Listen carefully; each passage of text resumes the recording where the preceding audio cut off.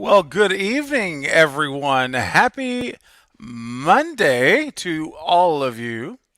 It's a pleasure to be with you guys tonight, and I thought I would just kind of come together and hang out for a little bit. I did the Lethal Collective earlier, saw a lot of you there, and had a great time, of course, with Lynn on Friday night, which I'm still riding the wave of that Lynn McCree interview with Maureen Prescott. That was a real highlight for me for the year for the channel.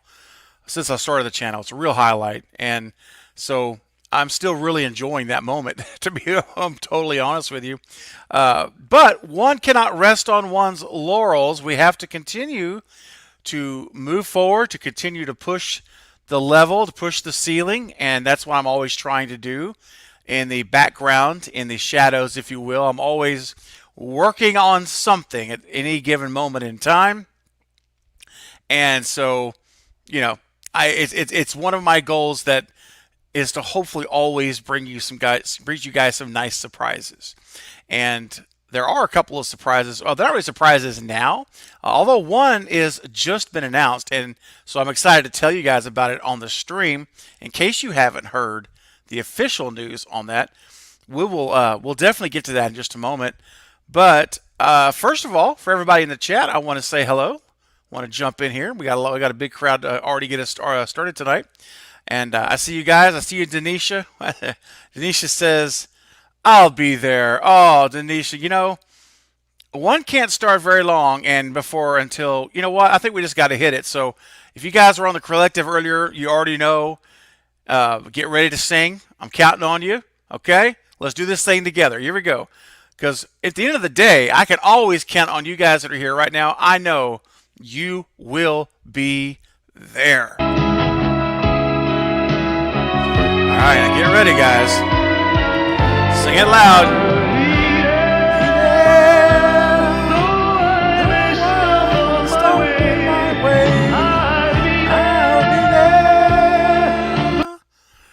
Oh, it's a thing of beauty. I hope you guys were all singing it. I sure was. You heard me, and it's a lot of fun. I mean, it's tradition now. Denisha always is quick to say she'll be there, and I have to. I got to play it, man. Come on, I got to. But Denisha, I see you here. Bob's in the house. What's up, Bob Hunt, Maverick Media? Maverick, thank you, sir, for being one of my moderators on the live stream with Lynn on Friday.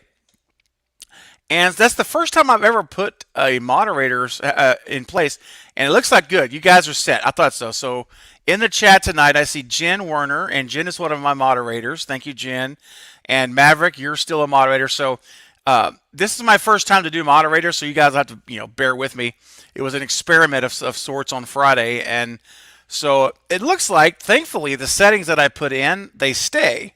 So as I can tell in the chat right now, I see Maverick Media and Jen, you both have the moderator symbol by your name. So you guys have the ability to knock those trolls out tonight. If you see them ahead of me, let's shut them down.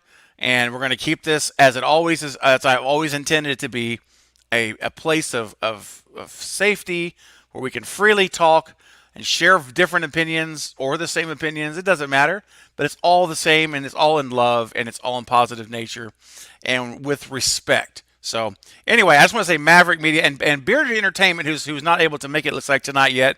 But Bearded also was one of my moderators Friday night. So appreciate that again. All right, Richard Johnston's in the house. I see I got some channel members tonight are representing. Richard's in the house. What's up, Wayne? Good to see you, Wayne. C-Man, what's up, C-Man? Good to see you, man. Glad you can make it over here. I was enjoying reading your message here just a minute ago that you sent me. Christopher Dunn, what's up, Christopher? I'm just trying to catch up here. Nick, hey, Nick.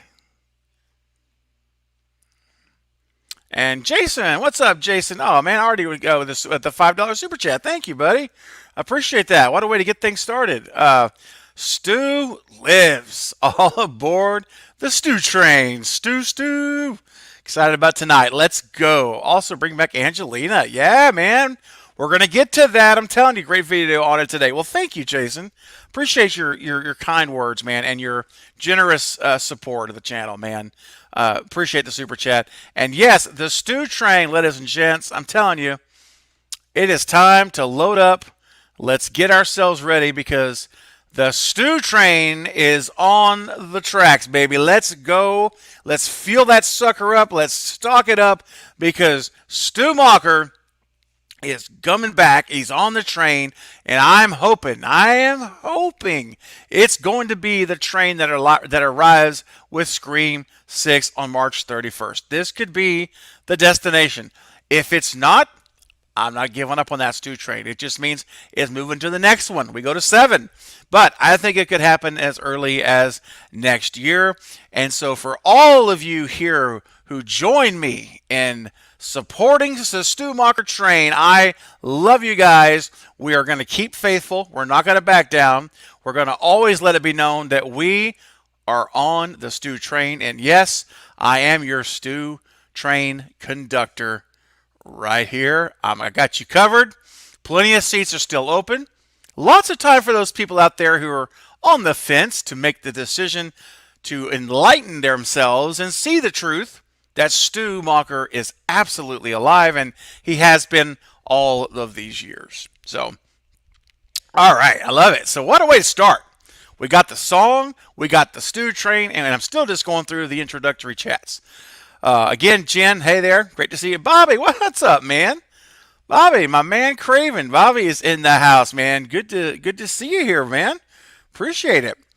And one thing I want to mention to all you guys while I'm thinking of it here up front, before we get into our Scream talk and our theory talk tonight, which I think is going to be a lot of fun.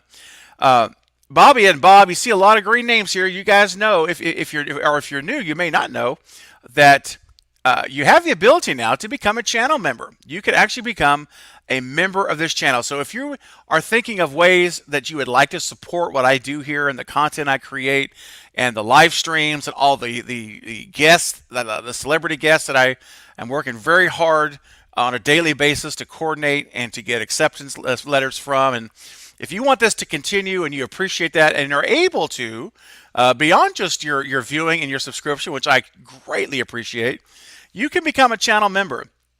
All that means is that you are going to support the channel monthly, and I have 5 different membership levels to choose from with varying perks for each level. And some of the higher end perks, there's a couple of the high end perks, the highest ones I should say, they actually allow you the opportunity to have an appearance with me here on a live stream. I've had some people reach out and say, man, I really would like to get on there. How do I do that? I said, well, good news is I've had a lot of people ask about that. And I said, here's the way we're going to do it. And we're going to make it a way where it can be done. And so anyway, that's one. Just check them out. Just click the little join button. It's right by the subscribe button right now on the video, as you should see it. Just click that. You'll see 5 different levels that you can do. And I would greatly appreciate it if you're able to. It would be wonderful. You'll get some perks. You get your name turns green in the chat. You get a special badge by your name with a custom logo that I had made up. And there's a lot of other things too. So I won't go through it all here, but just check it out. Check out the join button, and if you're able to and would like to, you can become a channel member like all those in the chat. And tonight you see they have the green names. That's why they're green. Speaking of which, let's talk about my amazing channel members. So want to give my props out here. And you know what? I'm going to do this, take this thing off for just a second to make sure everyone's names are acknowledged so you guys can all see. So Bob and Bobby, I have to say while I'm starting right here, Bob and Bobby are Director's Cut channel members, which was one of the highest, one of the top 2 levels. And so they are now eligible to appear on a live stream right here with me. And I'm very excited about it. And so I already am starting to work on coordinating one of those appearances for the end of April. And so anyway, just wanted to mention that while I had it up on the screen. Also, you see the extended cut and final cut. Those are all 3 different levels. And then also the first cut channel members. Thank you guys, all of you guys. I appreciate all of you guys so very much and what you do. And I actually need to update this sheet here because I do have another person that's joined. and so I need to update that. So I'll get that updated here in just a minute because I just realized that. Sorry about that. But anyway, I'm going to get this updated here probably before the stream's over, and we'll show it again a little bit later. And also, I have a few patrons as well. I'd like to support me on Patreon. Appreciate all of you guys, really. And I know you guys are thinking, man, why are you taking so long? Well, the reason I take so long on this because it's important, guys. It means a lot to me, and I know that in the day and age we live, look, every dollar is hard. It's hard earned, man. So I appreciate you, and I want you to always know how much I appreciate you. So yeah, I'm always gonna acknowledge you. You bet. All right, and then finally, if you are a channel member, this Thursday night is my first ever exclusive channel members only invitation live stream. It's one of the perks of being a member, and I'm going to do it once per month. You're going to have a very own where it's just going to be you and me, it's going to be different. It's going to be different. I'm going to open up to be a little bit more personal, a little more transparent on some things. So anyway, if you guys who are channel members, mark it on your calendars this Thursday night at 9 p.m. Central. All right. Very good. Okay, guys. Now, let's get to it. John R., I see you here, John. Hey, what's up, Zoe? What's up, Zoe Crawford's in the house. I'm working with Zoe. Zoe's going to be a guest that I'm going to be having. He is a great content creator also. If you guys have not checked out Zoe's channel, you should definitely check it out. Good stuff. And so I'm working with Zoe right now to get a date nailed down, but I'll have him on the channel for a live stream so you guys can meet him next month. All right. What's up, 3-5, Dr. Andy? What's going on? See, man, I got you sick? Oh, no. Sorry, bro. Oh, no. I'm just finally getting better, as you guys can hear.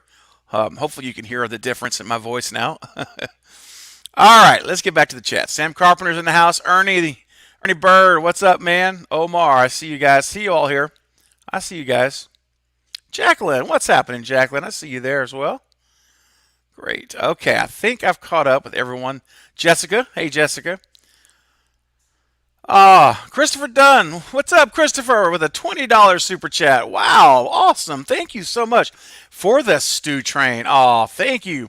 Listen, I will put that right into the Stu Train, man, because the Stu Train, fuel costs, let's be honest, okay? We all know the price is going up around this everywhere in the world. So thank you, Christopher. That's awful sweet of you. Very generous. I appreciate you. Thank you so much. Jessica says she's ready for that Stu Train. Hey, Teresa. Teresa says, I love your chats. Oh, well, thank you. I appreciate it. These would not be fun without you guys. It just, seriously, it just would not be the same with me talking to a wall. I would get bored really quick. But you guys make this so much fun, and I really do appreciate it. Brian P's in the house. I see you there, man. Late to the game. You're doing good. You're doing good. We're just getting started. Got a couple more super chats I wanted to hear came through. Bob Hunt, one of my channel members and director channel member level, says, oh, wow, a $30 super chat. Thank you, Bob. Thank you so much.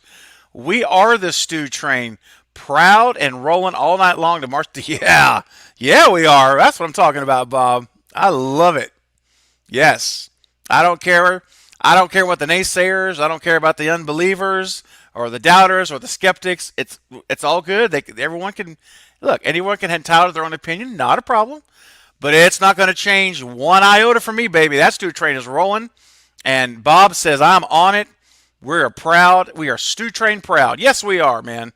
Yes, we are. Thank you so much, Bob. Seriously, that's very sweet. Very, very appreciate it, man. All right. Chris says, I got to member up soon. Money is the listen, I understand, man. I do. I get it. I totally get it. I get it, man. It's all good. It is. You're not alone there, man. What's up, Shay? I see you there. Shay's one of my patrons. What's happening, Shay? Good to see you as always. Sam Carpenter with the $5 super chat. Thank you. Thank you so much. Very, very much. Really appreciate that. All right. So, we got some stuff to talk about. We do. And Sam, I saw your chat right here pop up from after your super chat. So, hey, Craven, you're amazing. Well, thank you. Thank you so much. I appreciate that. I love your videos. My question is, do you think Angelina would have had a better chance of surviving than Stu? Honest opinion. Okay. Yeah. Listen, I will always give you my honest opinion. Trust me. There are times where I will want to say something so bad, but I just don't. I have to do what I believe in my heart, and so I will always do that. So here's my opinion on that. I'll say what I think. I think, I guess technically Angelina probably would have the better chance of surviving, and the reason I say that is because not because I think the TV killed Stu, because I don't think it did. I don't think it did at all. But the reason I say that is just because it was just one stab wound. Remember when she's running down the hall and Roman's there and Roman stabs her one time in the shoulder. Pardon me, I gotta take a drink. My throat is good, but it's still not completely there. So bear with me. Excuse me. I do have a cough drop, so that's hope that doesn't bother you guys, but it just helps to keep my throat functioning properly. Okay, so in the hall, right? There's Roman in the Ghostface costume, stabs her in the left, up here in the left shoulder area.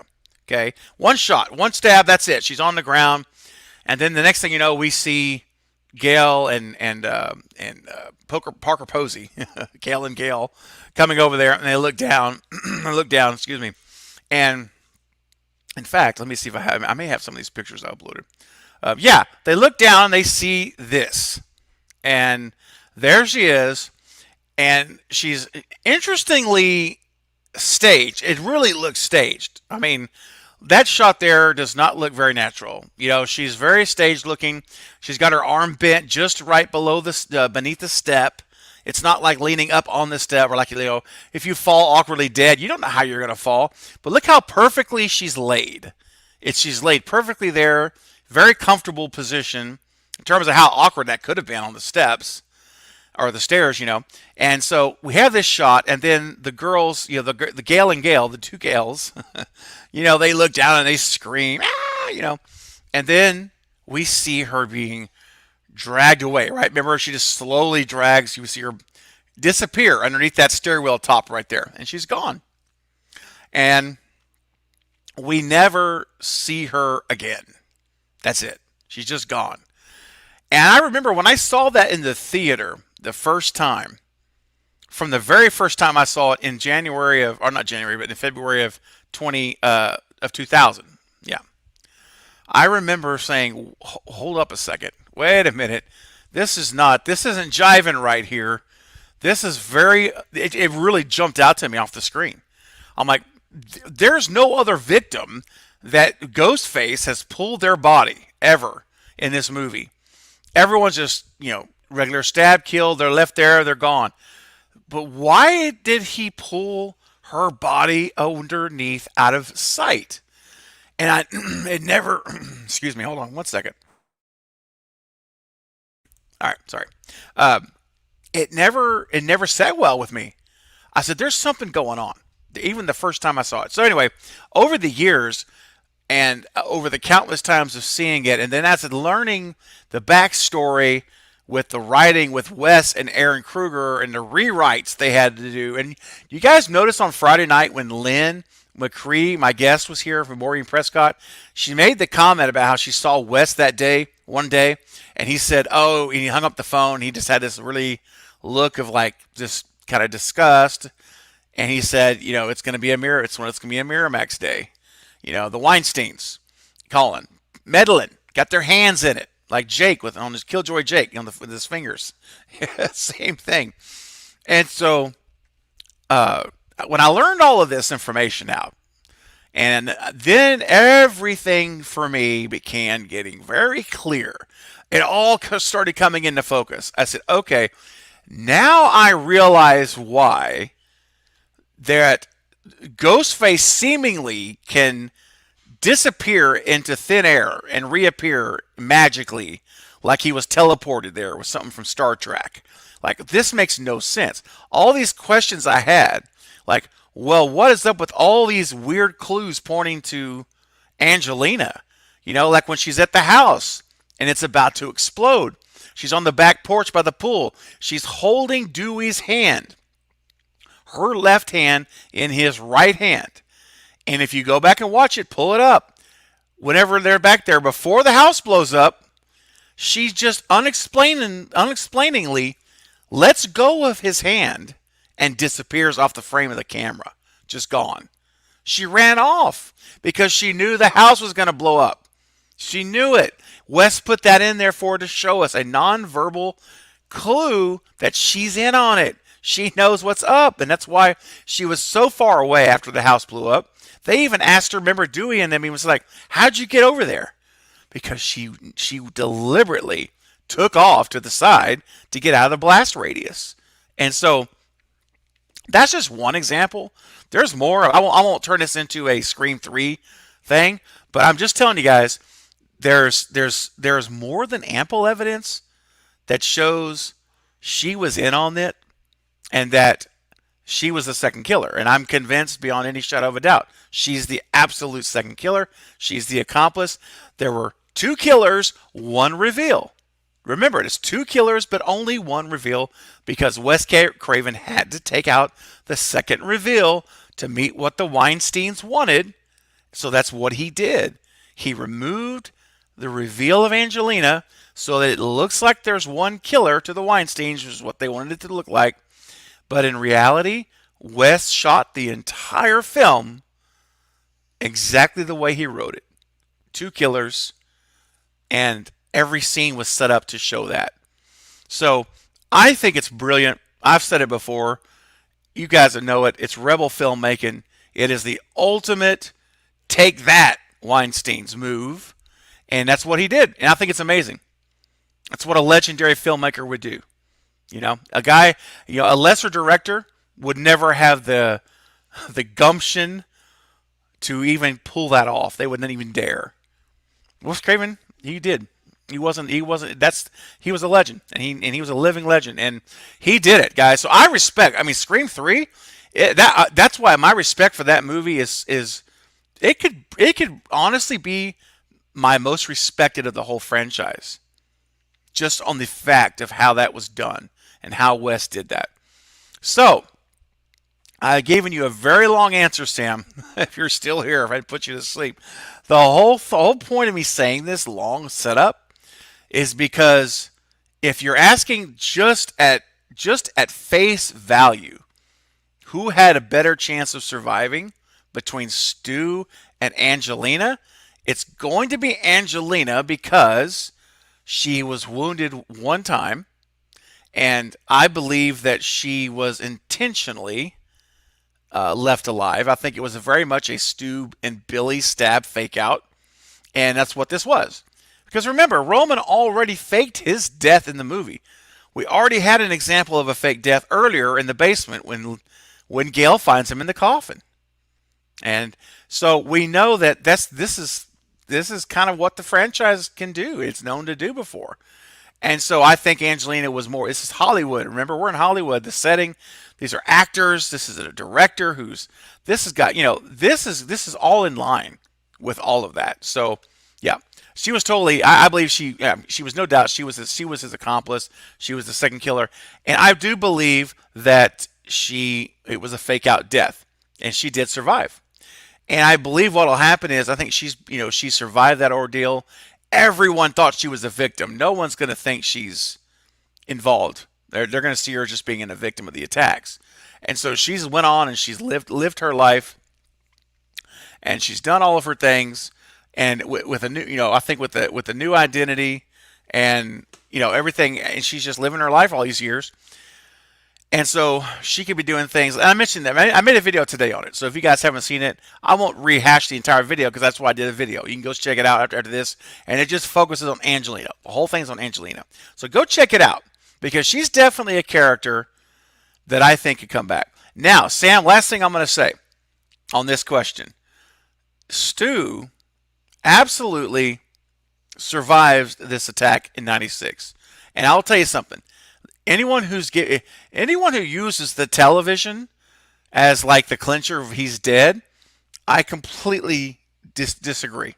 Because you have to remember when that TV fell, the position of Stu, if you got to remember this now, where were his arms and hands? You guys remember, you know, his hands and arms were up air in front of his face. Okay? They're going to shield the impact of the television. Now, that's not to say that the TV glass didn't break. That's not to say that his face didn't get cut up like crazy. It's not to say he didn't suffer a concussion. All of those things are absolutely possible and likely. But death? No. That's not what did it. And those explosions, you see those sparks in the back of the TV, those are all happening in the top back of the television. Okay? And either way, his face is protected by his hands and his arms. He may have got some burns on his arms. I mean, let me tell you, it's not fun. You're not going to want to do that for a party. Okay? He's definitely going to have some effects from that. But no, that's no. Now, if that whole fake picture, remember that ridiculous fake picture that was going around for the longest. Not for the longest, but it was going on for a little while anyway. I used to have it, but I think I've already taken it out. Yeah, I took it out already. Anyway, there was a picture of the crime scene, the deleted scene, and which I did a whole video on the channel. Basically how we know it's not Stu Macher, and the guy's arms are all the way down at his sides. Remember? And I'm like, oh yeah, because that's completely not where Stu's arms were at all. They were covering his face and up in his chest, to embrace for the impact. So yeah, strictly speaking, Angelina for sure, but I think they're both alive. I think they're absolutely 100% both alive. All right, let's take a look here. Let's see, Jordan. I see you. Hey, Jordan, what's going on, man? Carrie. Hey, Carrie was able to join Cheesecake. Oh man. I missed the earlier conversation, whatever you guys were talking about, but that sounds awesome. What's up, Bobby? Stu lives. That's all. That's right, man. Thank you for the $2 super chat, Bobby. Appreciate that, brother. Yeah. Yes, sir. All right. So, hey, I shot him 6 times. How you doing tonight, man? Yeah, I got that picture. I love the picture you sent me with Matthew Lillard. So I was talking Stu theories with fans, and there are some that are on board as Stu Train as we are. Absolutely. What's up, Neil? Good to see you, man. Got your message earlier that you're going to be joining tonight. Good to see you. You're going to buy Scream 5 on the 5th of April, DVD at Target. Yeah, fantastic, man. Enjoy that DVD, brother. Absolutely. What's up, my man Jason? Back with the $20 super chat. Thank you, Jason. Says someone brought up a good point. Remember when Stu said, when asked by Sydney, how do you gut someone? Yeah. Stu said you take a knife, you slit him from groin to sternum. Yep.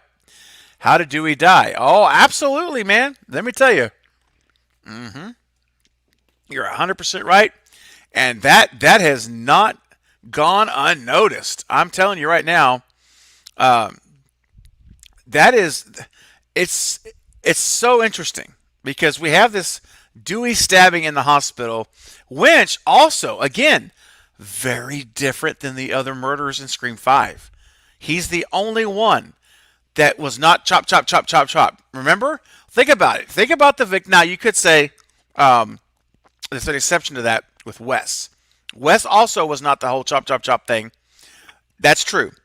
But the way Dewey was killed is so different than the other murderers. It's very different. And he absolutely kills, and yes, I said he, not she.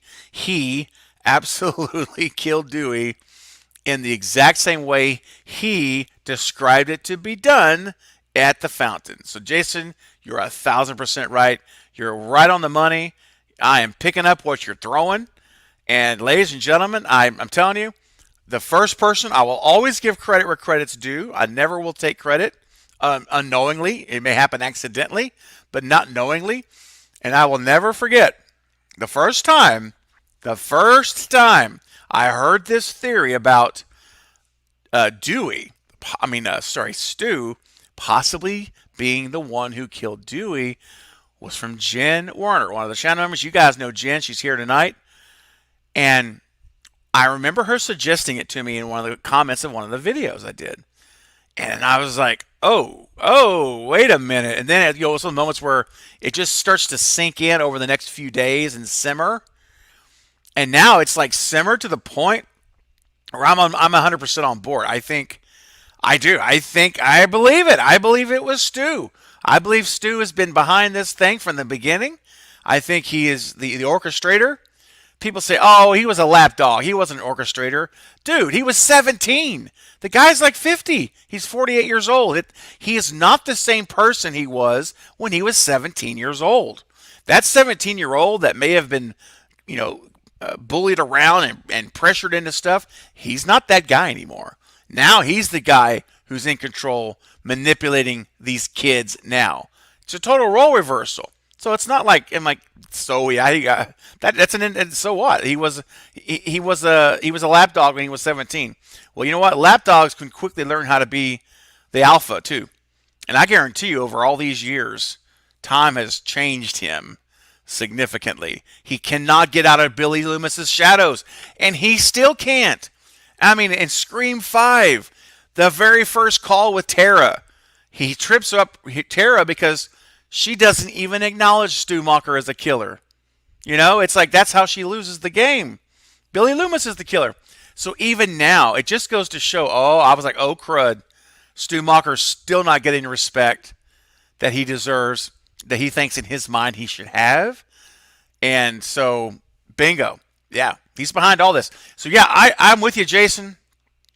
The way he killed Dewey is absolutely how he described it in Scream 1. So I do believe. I have gone from just thinking about that idea when Jen mentioned it all those months ago to now, or 2 months ago, I guess, to now saying that's what I believe. And yeah, Amber took credit. Yeah, I know she took credit. Of course she did, because it wasn't the right time to reveal Stu. I'm going to tell you something else. I think I may have mentioned this recently, but at the end of that, on Scream 5, when they're in the kitchen, and it's Gail and Richie, the whole crew there, with the exception of Amber and Tara, but everyone else is in the kitchen, and the phone rings, and the house phone rings, and Richie looks over at it, and it says unknown number. He never picks up the phone, guys. He lets the phone ring. And now, Sam said, that's for you. Remember, she said, that's for you. Indicating like maybe it's Tara that's calling. But that doesn't make any sense. Tara is over getting ready for Amber to come into the living room area there, or the little walkway, or wherever that section was of the house you want to call it. She's got her crutch ready. There's no way Tara has got a phone to her ear with a crutch like this, waiting. Come on now. What's going to happen if Richie answers the phone?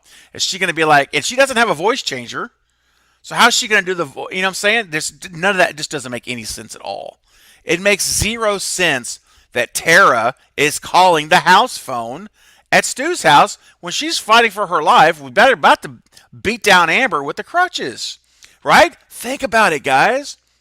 I mean, these are little. This is why I said, and even though Fate decided, I love Fate. We're friends, and it's okay that his position is different than mine. I don't have a problem with that.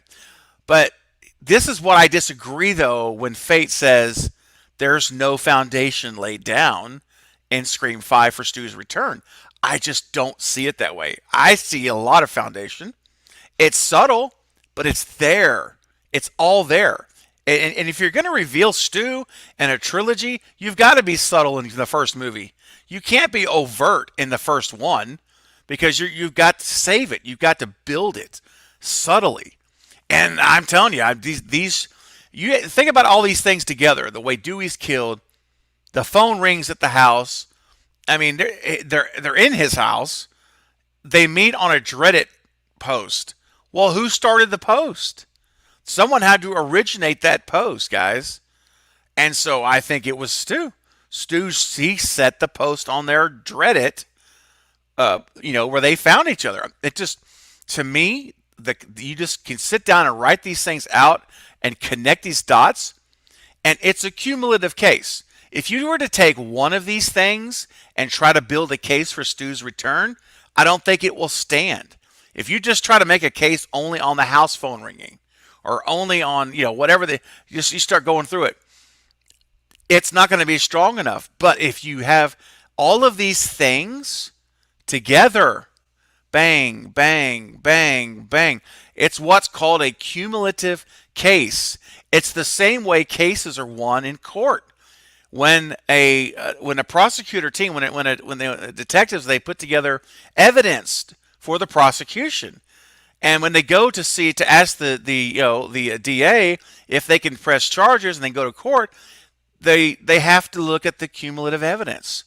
And so it's the same thing. So guys, I do believe that if you absolutely look at the cumulative evidence for Stu Macher's return, it's very, very there. It's very clearly there. And I wish I'd have had this for a video, man. This would be as I'm saying this out loud. I mean, this is unscripted, guys. I'm just going completely from right out from your live with you guys, totally. And this is a video I need to make. I think I need to make this into a separate video just on what I just said. If you guys think I should do that, just leave me a comment and say, do it. Do it. Make the Stu video. Because I think this word needs to get out. I want people to know this. Again, it doesn't mean everyone's going to agree with it, but I want to share that line of thinking with as many people as possible. And you guys share it too. All you guys, a lot of you guys in this live stream have channels yourselves. Let's share the word. Spread the word. Okay? Fate jokingly says my Stu cult. You know what? That's not what it is, but it is a truth cult. Of course, if it's the truth, it's not really a cult. But you know what I'm saying? I'm just having a little fun. But yeah, we are. I am about Stu Macher. You guys know that on the channel. This is what it's a big thing for me, and I always will be. So Jason, thank you for the super chat. Thank you for a great observation. Christopher, what's up, Christopher, with the $5 super chat? Craven, did you hear about the theory that Tatum might have a twin sister due to twin beds in her room? Rose McGowan could come back as her. Yeah, I have actually heard that recently going around, and I've always thought that Wes putting those two beds in there was very interesting. I wonder what's going on with that. I mean, I really have. I mean that for 25 years, I've always wondered if they were ever going to come back into play. If we're going to find out one day that there is another sister for Dewey, that this long lost sister that maybe estranged from the family or something, there has to be a reason we've never heard of her. But I always thought it was interesting that there were two beds. Now, it could be, that she just had an extra bed in her room for sleepovers, like she has friends over. But I'm thinking to myself, I just don't know, man. Maybe some people would do that, but I'm just thinking, like, as a parent, I'm going to get my child a second bed to have in their room for some potential sleepover one day, which we don't even know if it's going to happen. I don't know. It just doesn't ring to me. And the way that second bed was made up, if you guys go back to Scream 1, take a look at Tatum's when she goes to her room. They're made up. It looks like, like matching beds. I mean, it's what it looks like. So it's interesting. Now, Rose McGowan, she's a cool chick, but she's an interesting chick too. All right. Now, I don't mean disrespect by that. What I mean is, with her, and I'm not going to get into it, but you guys know, you guys can Google it. With her history with the Weinsteins, now, of course, they're not involved now, obviously. But let's not forget that my very first video, this will always be like intertwined with Rose McGowan, because the very first video I ever posted on my channel was when Rose McGowan came out and said that she turned down the opportunity to do voiceover work on Scream 5. You guys remember that? And that was the story that broke. And I just started a channel. I was extremely sick. I mean, I was in like the middle of COVID, of a bad bout of COVID. It was horrible. I sounded like death. I literally sounded like death.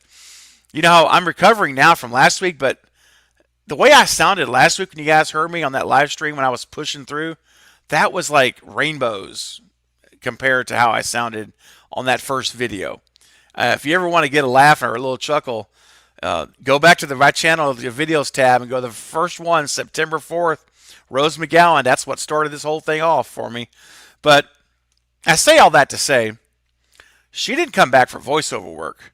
And she was pretty ugly, like the way she was talking about Kevin Williamson. I'm like, oh, yikes. And Kevin Williamson's executive producer of Six again.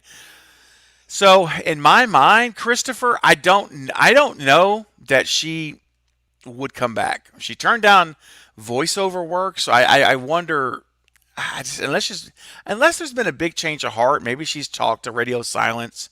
I mean, it's possible, but barring some kind of move like that, I just don't see her returning to act in the film on camera when she wouldn't even do a voiceover for the last one. But I hope you're right, man. What's up, Becky? Good to see you.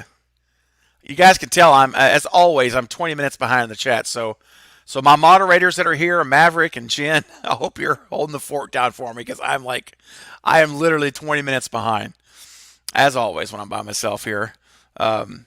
Brian with a 99-cent super chat. Thank you, Brian. Appreciate you. That's very sweet of you, man. Very nice of you. I really appreciate it. All right. And I think Carrie Crave Cinema. Carrie, I think you're one of my moderators now, too. I'll have to look and see. Carrie, do you have your moderator? You do. Good. So, Carrie, I've got 4 moderators. Carrie Crave Cinema is my other moderator. So, awesome. You guys, so I'm not going to worry about a thing. You guys got it under control if we were to get some random troll. All right. See how I did there? Control. Troll. Yeah. Wah, wah, wah, wah. Oh, let's see here. I think I've got another super chat here. Hang on. I want to stay current on stuff. What's up, Jack? Man, let me tell you something real quick. Yeah, Carrie, he was. And I'm sure you're talking about when I was talking about Scream 3 earlier. Yep, absolutely. He was a mastermind. He was a genius. So, real quick, I'm going to leave this up here while I'm looking for my super chat because I see I got one. Another one here.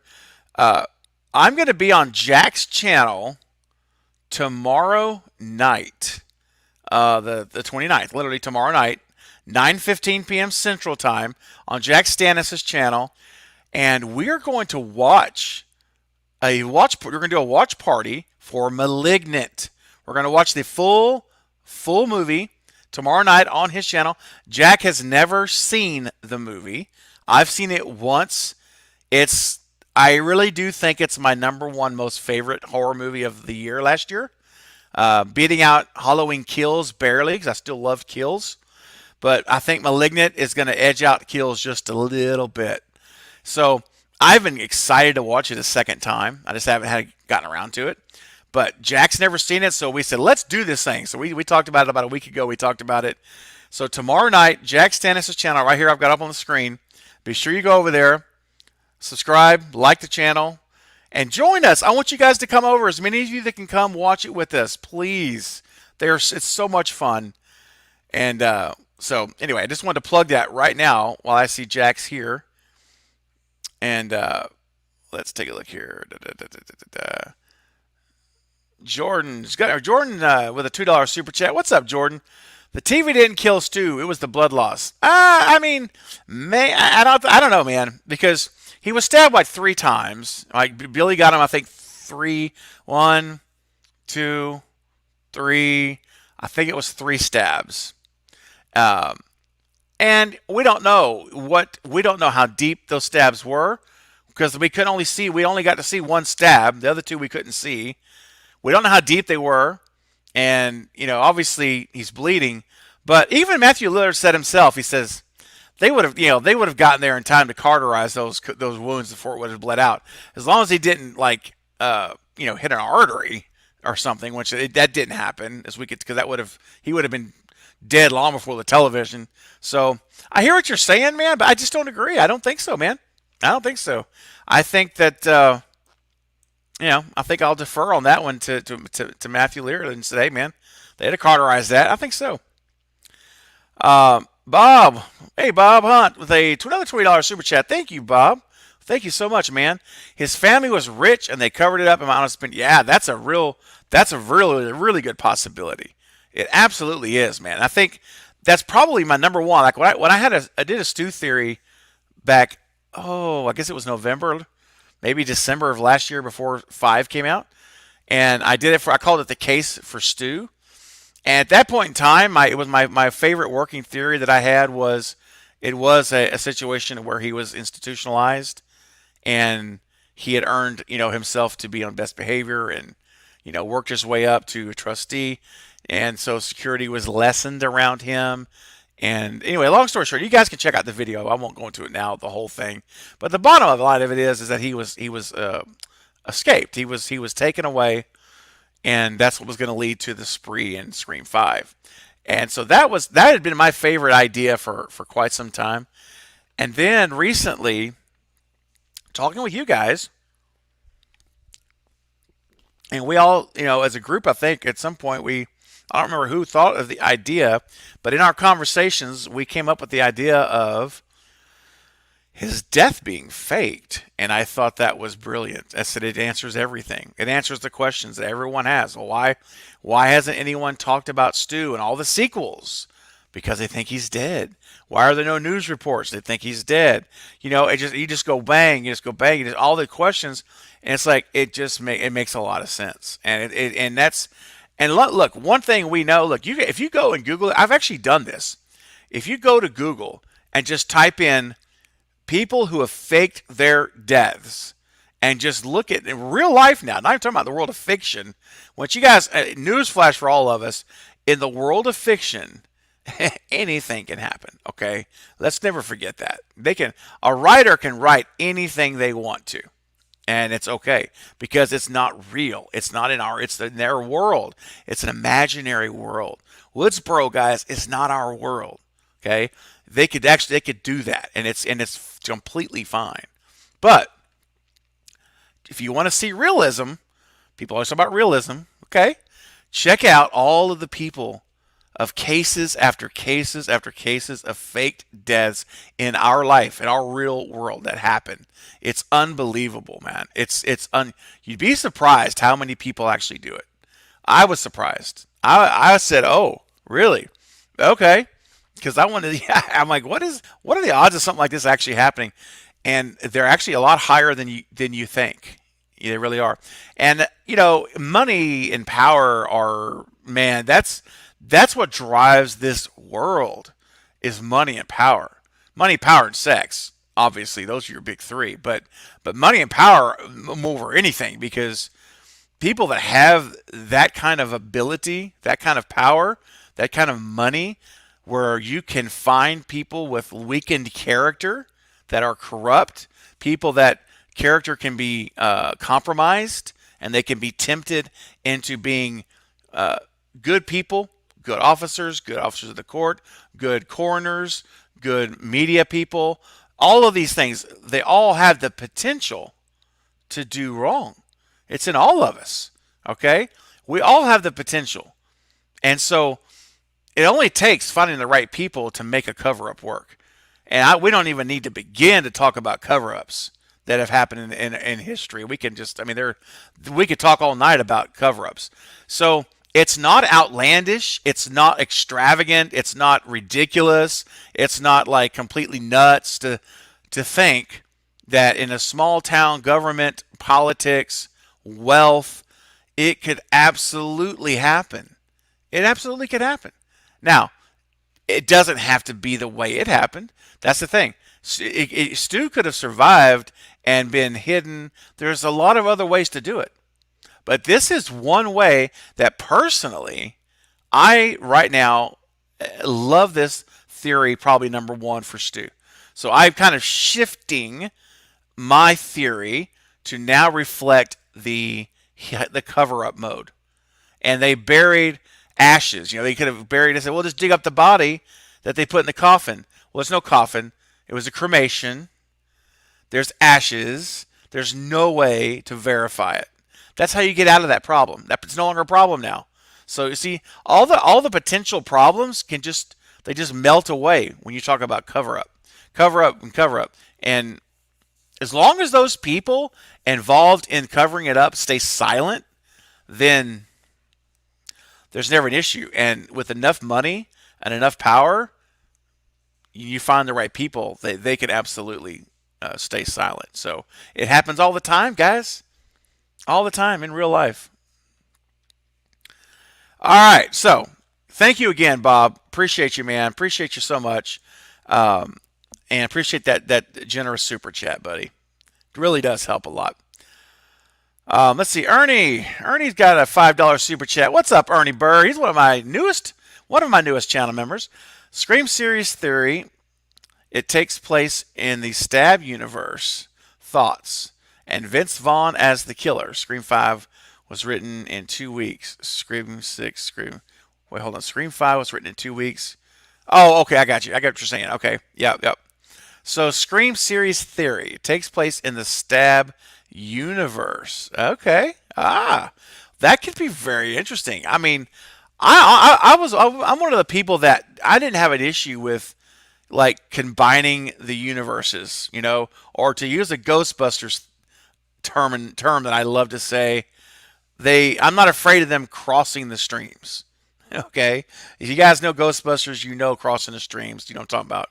So I never had a problem or thought it was a big deal to introduce a Scream series that is in the universe of Scream, or the films, the film series, or in the Stab universe. So I think Ernie, I love it, man. Ernie Bird, I think it's good. I'm all for it. I think the more you introduce that stuff together, you can cross promote it, and it can just generate more momentum for both the movies and for the series.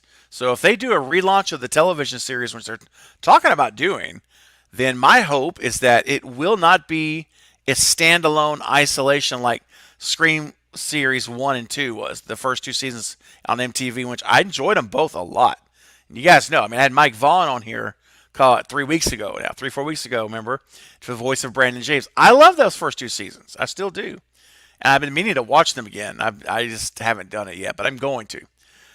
So if they're going to reboot the show, like bring it back, a TV series, then I do hope there's some connection to the Scream movie universe or the Stab universe, because that would be fun as well. Because if you're connected to the Stab universe, you are connected to the Scream universe, because there's no Stab without Scream. Now, I don't know about Stab 5, right, which was the time travel episode or movie that it's been alluded to since Scream 4. But anyway, I think it's cool. As far as Vince Vaughn, Vince Vaughn, I like him as the general rule. I saw him in Freaky. The most recent thing I watched was Freaky, where he was a serial killer, and the cheerleader swapped bodies with him. It was an interesting movie. Okay, it was fun. It was not great, but it was I thought it was a fun movie. You kind of know what you're getting into with that one, so it was cool. It was what I thought it would be. Excuse me.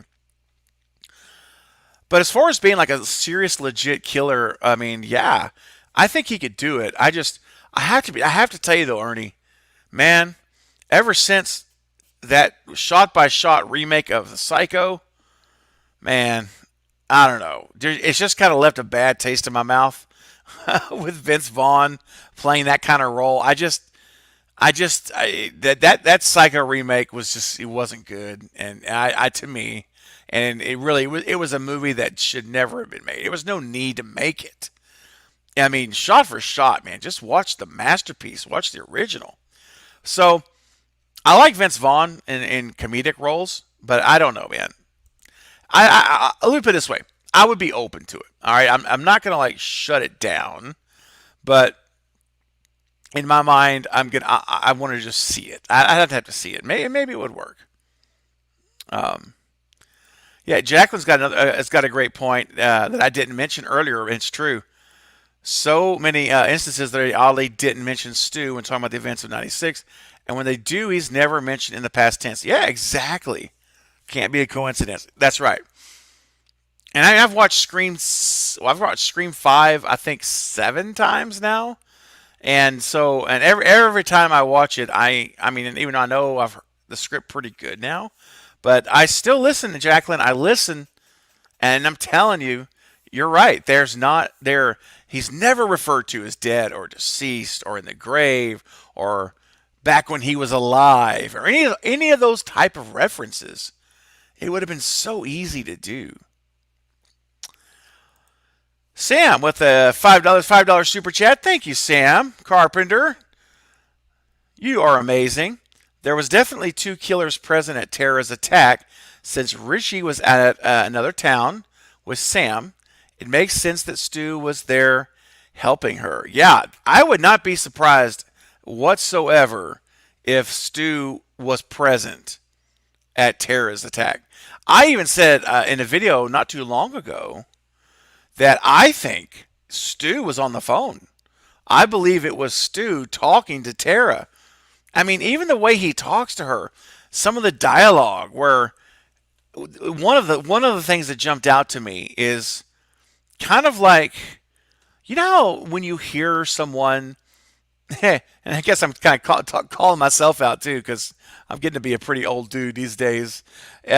But when you see someone or like who's considerably older than someone, let's say like in situation with Tara, she's playing a 17-year-old kid right in high school, and then you have someone that's like 48, 49 years old.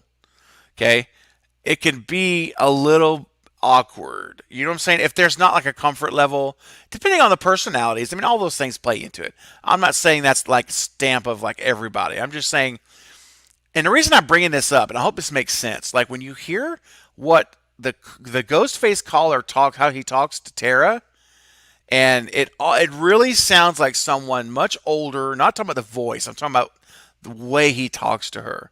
Your mom talks to you about you at group, and then he says, elevated horror. What's that? I'm like, this is something I see people saying. Bye, Bobby. Bobby, if you're still here, I'm still 20 minutes behind. I'm at 9:57 p.m. on the super chat, so you're probably gone. But if you're still here, or if you watch the replay, adios, man. We'll catch up soon. But I noted what jumped out to me, guys, was when she made when the comment was made about elevated horror. What's that? And she's like, well, it's like horror, but it's elevated. Like she gives a whole little thing about, how it. I think she gave a description of the Babadook. Remember? Anyway, and what did he say? He's like, yeah, it sounds pretty boring to me, or something like that. And I'm like, that is what Stu would say. This is what someone who's Stu's age, maybe a little bit out of touch to some degree, right? Calling a 17-year-old kid on the phone. This is how I could see it happen. This is what I could see happen. If that was Amber, why Amber wouldn't ask what elevator horror was? Because she knew what that was. She'd have no reason to ask that question. She could have just simply said, "Oh yeah, I don't like that," or something. But the fact that they're asking, "What is that?" That's just, to me, again, we're talking about little subtle things. And this is a subtle thing, and I think it adds up. And then, of course, Stu at the end, he gets him, who was the killer? She's like, Billy Loomis, Billy Loomis, I got you. He's like, that's the wrong answer. The killer was Billy Loomis and Stu Mucker. And he gets that little tone in his voice right there, almost like he's a little resentful that you don't remember me. So I'm telling you, I'm a believer. I think these are all little things. And you could watch it and just like not pay attention to it, or you could say, "Oh no, it's probably nothing." But guys, let's turn our ears on, man. These little things are in the movie. They really are. I'm telling you, they're there for us to listen to, and the clues are there. So let's pick up on him, because I'm telling you, he's lurking. He's lurking in the shadows. And Angelina, I would love to see Angelina come back. We talked about Angelina earlier, and I've talked about a lot about Stu. But yeah, Angelina and Stu, I'm telling you, these two right here, if we could get them back, I would be absolutely ecstatic to see Angelina back and to see Stu Macher return. It would just be fantastic. And I don't think it's crazy to think that they will, or that they could. At the very least, they could. Let's give them that. All right. Let's see. Got another super chat here. Want to get caught up on. This one's from Brian P. $5 super chat. Thank you so much, Brian. Appreciate your support of the channel. Scream Legacy. I really enjoyed it. What's your take on it? And the multiple characters trying to take the mask off. Yeah. You rock, Craven. Oh, thank you, man. Thank you, Brian. I appreciate that.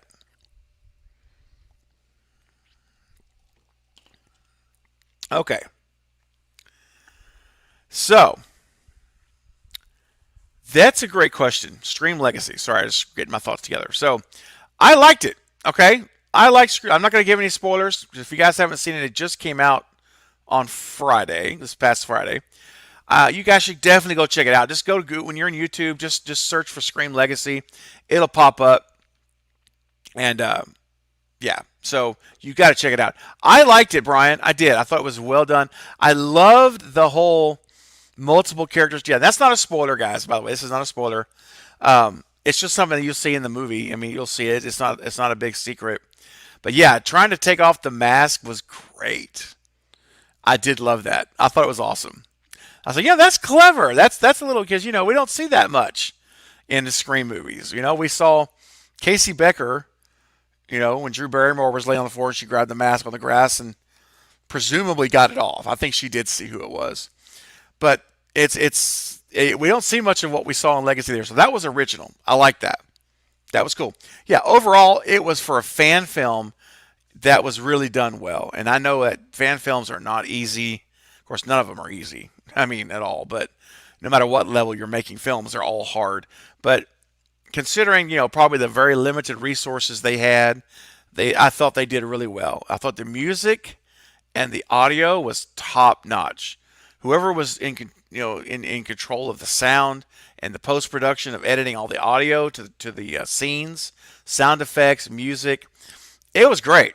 They did a really, really good job. And so hats off to them. And the cinematography, it looked good. It had a really good look to it. So I thought overall it was done well. Of course, you always wish it would be longer because you could have done more. You could have had more development with characters and fleshed some things out. I think you guys will, you know what I mean, whenever you see the movie.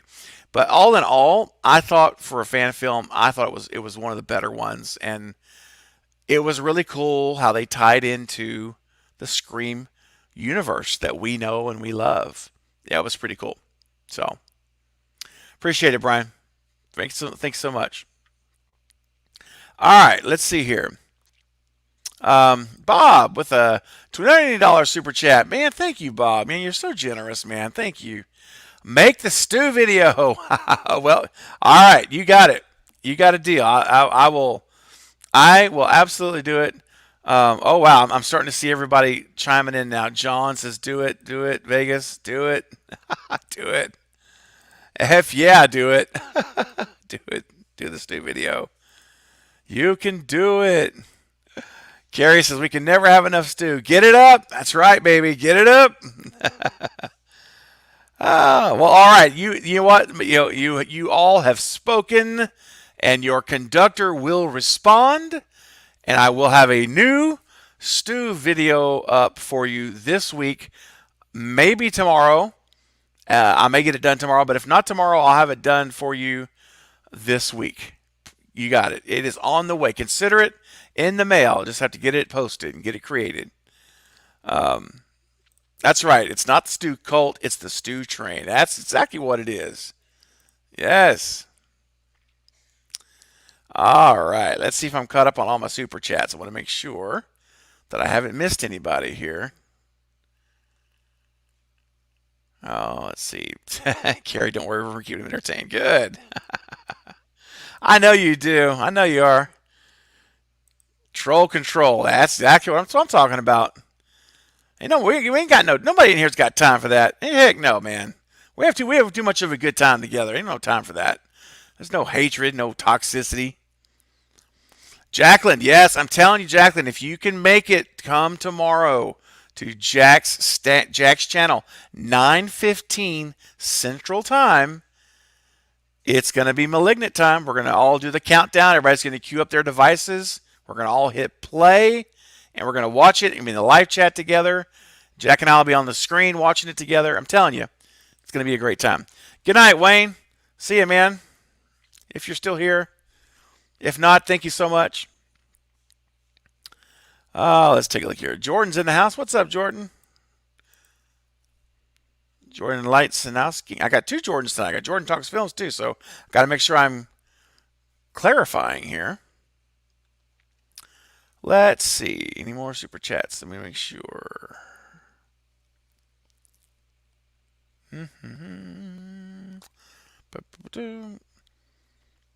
Oh, here we go. We got a super chat, $5 super chat from Bipolar. Thank you so much. There are rehabilitation programs for teen killers. They generally change their identity and do a ton of psychological tests. Stu could be in one. Yeah, that's a very good point. That's a very good point, Polar. Yep. That is absolutely plausible. And remember, to make an argument, to make a reasonable doubt argument, you don't have to have exclusive proof. The point is it plausible? Is there plausibility? Is it something that could plausibly happen? Not just something I got of thin air, but is there actually that's a plausible thing? See, that's a great example of another plausible scenario. That's what I mentioned earlier.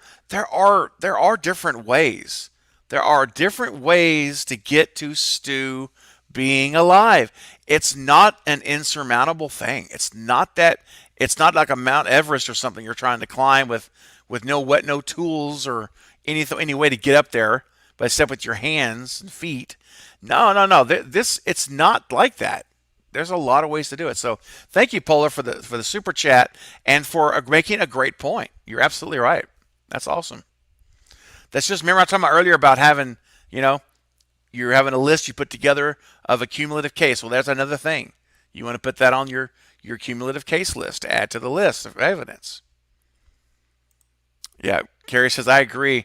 Roger's on a whole new level. Yeah, he was. Roger L. Jackson is, man, that guy, he's wicked cool. Wicked good. Just, I mean, man, he is just absolutely phenomenal.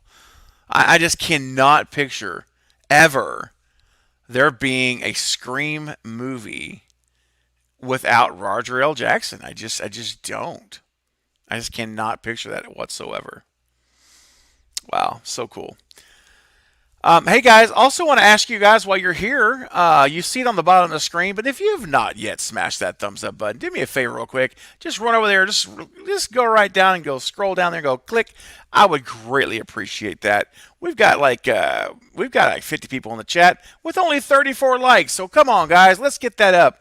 I really appreciate it. It's going to help this do so much better when it hits the replay mode and people begin to find this video in this live stream, and it's going to help more people see it. So if you don't mind, I really appreciate that. It really helps out the channel and it helps out this video. Christopher with a $2 super chat. Thank you, Christopher Dunn. Craven, your thoughts on a found footage film Scream? Ooh. Well, I think there's potential. I like some found footage. There's I'm one of those people where,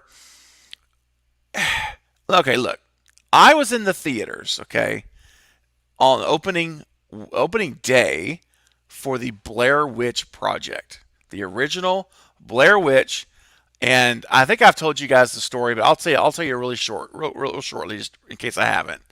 So, at the time, the internet was nothing. The internet was in its infancy in home consumer level at least, and so it's not like it is now, where you can easily find out and debunk stuff, and there was no Google, there was none of that stuff. So it was a different time. Literally was a different time, 26 years ago. So the Blair Witch came out, and my friend and I, we completely believed all of the marketing, which was brilliant. How much we brag upon the marketing for Scream 5 and how amazing it was, and it was. this was on that same level back then, but not with social media, but because there was none, but with in terms of how effective it was. I mean, the effectiveness level was on par with what we saw for Scream 5. And their entire marketing was that they found this footage and they can't find the survivors, so we have their video. And we're going to share it with the public in an effort to try to find these kids. And man, they had created fake police photos, fake. I mean, it was to the point where it looked legit. And so I remember going to that movie. My buddy and I, Mike, we went and the Carbonite Jedi. We went and saw it together. Packed full theater. This packed full opening day, and it was the strangest thing. I've never been in a movie since that time that it was like being in a funeral. It was weird. No one was there was like no noise. No one was talking, which you don't really want to talk in a theater, but it's always sometimes people really quiet. You can just hear little whispers here and there. None of that. It was silent. I mean, you didn't even hear like people crunching popcorn or drink straws, all the usual stuff you get in the theater sounds. None of that was there. And it was so weird. And when the movie was over, I remember everyone, standing up to leave, and there was still nobody talking. Everyone was literally just standing up and and I know it wasn't literally this way, but it was like almost like single file walking out with their heads down like they were leaving a funeral service. I'm not joking. It was the most surreal thing. We got to the parking lot and we got in the car because again we thought it was real. We thought we just saw these people get attacked. Okay, I'm laughing now because I mean it worked. Their marketing worked. We were looking at each other. We're like, man, this is terrible. This is horrible. I never want to see this again. This is. We got to go watch something else. I got to get my mind out of this place. It was bad.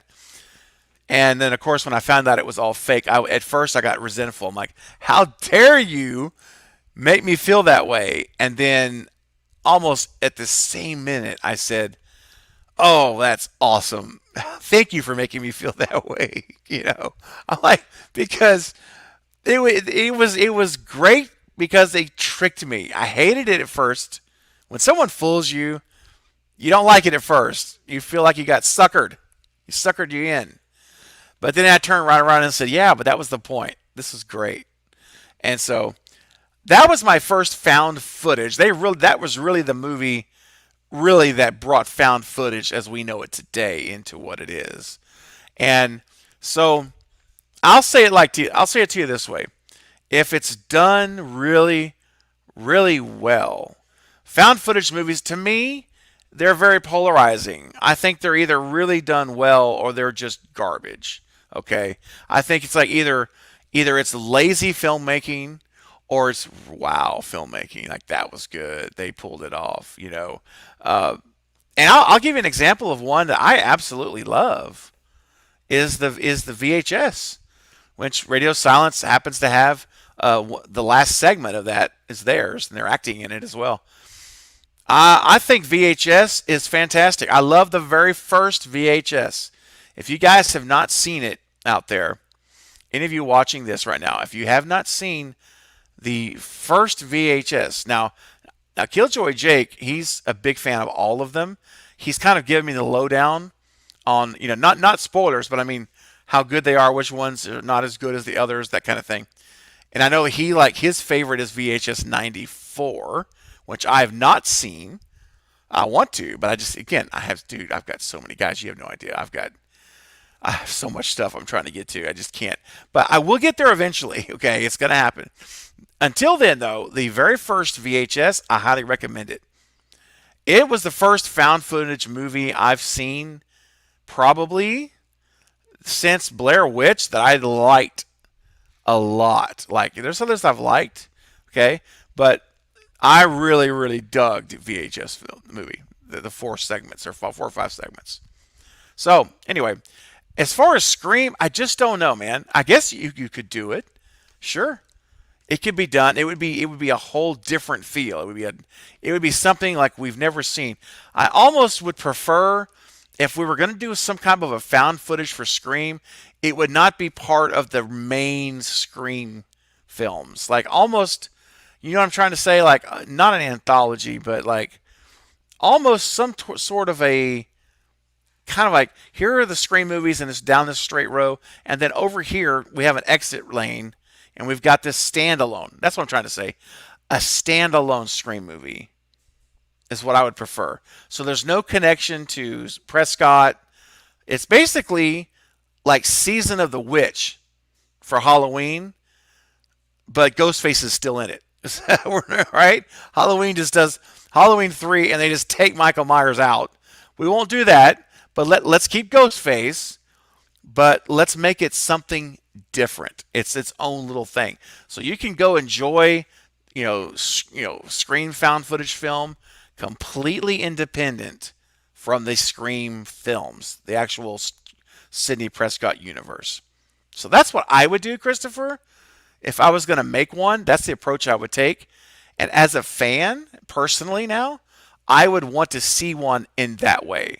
If they bring one into this Prescott world that's established into the Scream films now, I don't think I would like it. Because that's not what Scream is. It's not. Scream is not about that. But if you do it as a standalone, I think it could be fun. So, those are my thoughts, sir. Thank you so much for the super chat. Again, much appreciated. Becky says, I'm on that Stu Train. Yeah. That's what I'm talking about. Gotta keep that Stu Train going. A big reveal in 7. Yep, listen, that's the other thing, too. I was going to say, and I think I did mention it earlier, but, and again, I'm about 15 minutes behind now on the chat. But remember this, guys. If we don't see Stu in Scream 6, it does not mean the Stu Train is derailed. In fact, I honestly, as hard as it is to say this, a part of me really almost prefers to see Stu in 7. Yep, you heard me right. I almost hope that we get more clues. Because again, the clues are there. I just talked about them. I'm gonna make a Stu video. I made the decision tonight. You guys have convinced me. That's what we're gonna do. That's what I'm gonna do this week. So I'll have it out this week. But the clues are already out in 5. There again. Every time I watch it, I'm like, oh, there's one. There's one. But what do you guys think if we get more clues in 6? And then in 7, we get the full Shazam. There he is. Catching up on my super chats here. Bob with the $10 super chat. Hey Bob, again, good to see you, man. This is for Adonna Jacoby. Okay. She is officially on the Stu Train. Get it up, baby. Yeah, let's go. All right, Donna. Welcome to the Stu Train. Bob says, I got you covered. You are on that Stu Train. I absolutely love it. You guys are awesome, man. You guys are so funny. So cool. So Donna, listen, if you would like to have, I haven't mentioned this, if you would like a Stu Train ticket created by our very own Carrie Crave Cinema, here's here in the chat or now, or she may have left already, but she was here. You guys know who Carrie is. She's such a faithful supporter. She created this amazing ticket for me, the official Stu Train ticket. It's only $5 for Super Chat. So if you want one, Donna, Bob says, I got your minutes covered. Your ticket's paid for. So, Donna, all I need you to do, if you seriously want a ticket, if not, it's totally fine. Don't worry about it. But if you do want one, just send me, if you would please, a message on my Instagram or my Twitter. Just DM me and just say, hey, here I am. Here's my, I can send it to you right there in the email for Twitter or not the email, but the chat for a direct message for Twitter or Instagram. Or if you'd prefer me to email it to you, Some of you guys have asked me to email it to you in the past where you guys could print it out and set it up, hang it up. That's fine too. Just let me know. But either way, Bob, that's very generous of you to get Donna on the Stu Train. I love to hear more people joining the Stu Train. I think it's awesome. Carrie says, don't forget to like and subscribe to the channel. Oh, thank you, Carrie. If you haven't, what are you doing? What are you doing? That's right. Appreciate it. Bob says, no problem. Just have fun and talk to everyone here like we are all family. Absolutely. That's right. That's exactly right. And I'm so proud. I really am so proud of all of you guys. I really am. We every once in a while we get one of those occasional knuckleheads that want to come in here and just try to. They don't really care anything about what we're doing. They just want to try to mess it up. And that's why, again, thank you to Maverick Media and Carrie, Crave Cinema, Bearded Entertainment, Jen Werner. The four of you guys, stepped up to the plate to say, I'll be a moderator. So when you guys are here, you have the ability to shut that right down for me, because you guys know I'm behind. Especially when I'm by myself. A lot of times when I have a guest, whenever they're talking, I can kind of jump ahead a little easier, but just kind of pulling the curtain back a little bit. But for me, when I'm by myself, if I want to give you all that I want to give you all of me. All of me. No, I really mean that. I want to give you all of my brain power. That's why I'm here. Because I want to talk to you guys and converse with you guys. So in order for me to do that, I have to stop looking at the chat. If I have to, because otherwise you'll get a diluted down version of what I'm trying to say. And I know that that's no fun for you, and that's no fun for me. So appreciate you guys being patient. So that's why I'm always 15 to 20 minutes behind. But thank you guys. I rest easy now with you guys in the chat being moderators. You guys have no clue. That just makes me feel so much more at peace. So I can just now do what I love to do, which is talk with you guys and not worry about knuckleheads. And I appreciate that. Let me see. I think I have another super chat that I haven't gotten to. Maybe I haven't. Hang on. Yep, I knew I had another one over here. Richard, what's up, Richard? Thank you, buddy. $5 super chat, man. Ghostface convention in the opening. Oh man, I just stopped for a minute when I saw that. I'm like, oh, I'm already picturing it. In the opening of Scream 5 with Amber is so similar to Scream 1 with Casey. Wes Craven has said himself, Stu is alive. Case closed. You know what, Richard? That's what I'm talking about right there. Case closed. I love it, man. I mean, you're absolutely right. There's nothing else to say here. I mean, we can. I mean, there's lots we can talk about it, but I'm saying at the end of the day, brass tacks, they say, when you get right down to it, that's right. We don't need any more justification than that to give anybody. You don't have any more justification than that unless you want to. And if you want to, there's a lot more. There's a lot more. We already touched on a lot of it tonight. I've talked about quite a bit of why it's not crazy to think that Stu's alive. But at the end of the day, the fact that in Wes's mind at the time, it was alive. Therefore, that's it. I don't need to talk anymore about it. Boom. But the good news is, if someone does want to engage with you or with me or with all of us about why do we believe what we believe, why is it that you think it's true, right? And that's a real big thing. So I've always tried to live by this for my worldview in general, okay? Whether it's my beliefs in spirituality or in faith, and in any area of my life, if I'm going to believe something and I'm going to actually put my trust and belief into something that I believe to be true, I am going to do my due diligence personally to make sure it's trustworthy, right? So I always say it like this: be consistent in your worldview, right? So whatever it is, if your position is that, And I gotta know we're talking about a fictional thing, but it's important to us. It's fun, and these are meaningful characters. They bring a lot of joy to our lives, and there's nothing wrong with taking these things so serious. I take these things very serious. Now, not to the point where I can't have a sense of humor, because we never ever want to be obnoxious. We never want to be that person who is so so just determined on whatever it is that they're obnoxious about it, because that's not who I like to be. And so we don't want to be that person, but we also can be confident and we can hold our positions with good reason. And so if there's something that I say, I believe this to be true, I'm going to try to consistently to be able to tell you why I believe it's true. Not just that I believe it, but here's the reason why I believe it is true. Here's what's led me to that conclusion.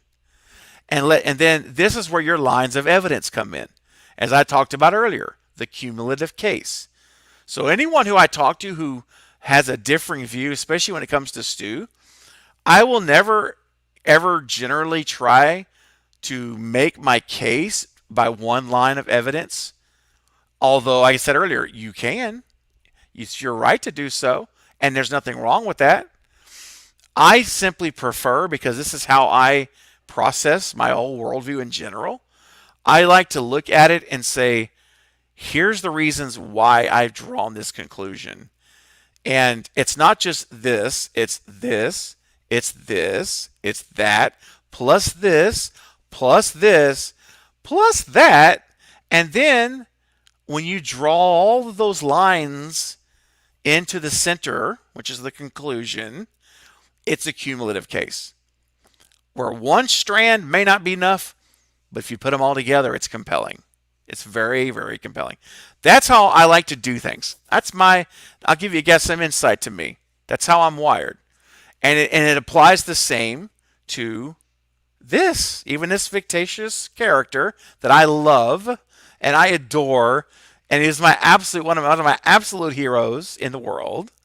And I'm not ashamed of it, and I will talk about him on my channel. I will be the conductor of the Stu Train.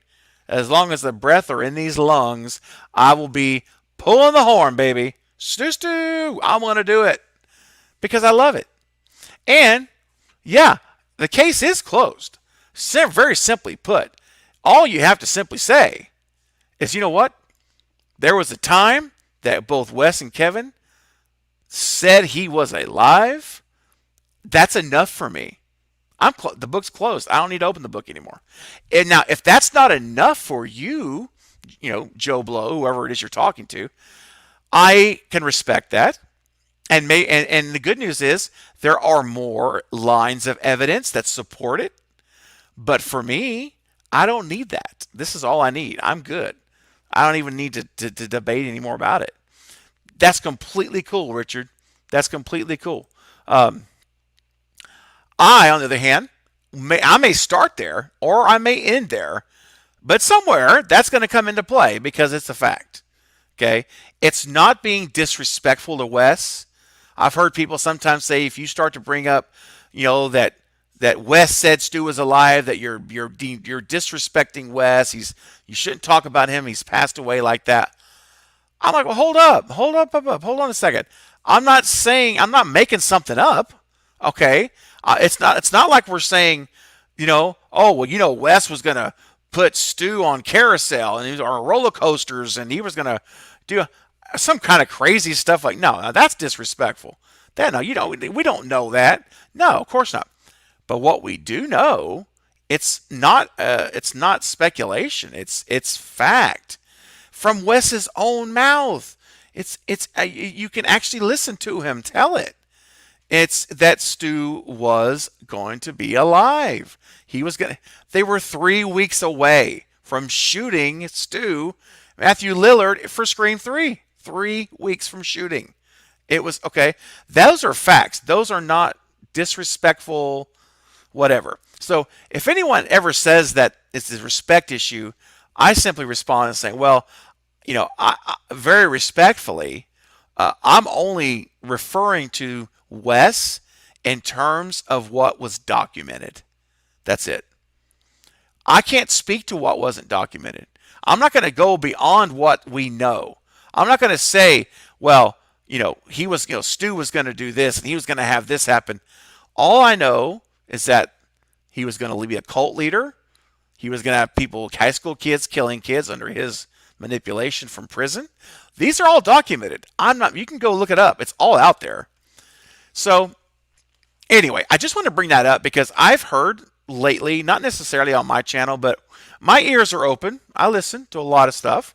I try to stay kind of with my thumb on the pulse a little bit in the community in general. And I know that there's a sect of folks who think if you begin to talk about Wes Craven in terms of Stu, that it's off limits. You shouldn't do that. It's disrespectful. Folks, it's only disrespectful if you disrespect him. Okay? If you're stating what's been known as fact, it's just relaying information. And that's all this is. So, yeah. And that's okay, Richard. He said it. It's enough. Case closed. But if you guys want to ever go deeper, you absolutely can go there. Brian says, I'm not completely sold on the Stu Train yet. All right, that's okay, man. I'm taking the local bus that runs parallel to the Stu Train. Hey, you know what? I appreciate that, brother. You're saying, look, I'm not there yet, but I'm riding right beside it. I'm keeping my eye on it. Hey, as long as you stay open, Brian, if you keep an open mind, that's all I'll ever ask. I will never ask you to change your mind. I will only ask you to keep an open mind. And if you're willing to change it, if the evidence is compelling, that's my question. Anyone who says they're not on the Stu Train, I'm always like, look, are you at least open? Are you at least open to looking at the different views, the different lines of evidence? And if so, then I applaud you. That's all there is to it. But either way, Brian, you're welcome here, man. You're welcome here either way, man. All right, let's do it. We got you, Craven. I know you do, Carrie. I am not worried. I still think I'm missing a super chat. Hang on, guys. There, I knew it. Here we go. Brett James Bishop. Hey, Brett, with a $5 super chat. Thank you. Back to found footage Scream. Okay, let's go back there. It should be footage of a documentary that a group is doing in real time while others are being hunted by Ghostface. Let me drink a drink of water and think about that for a second.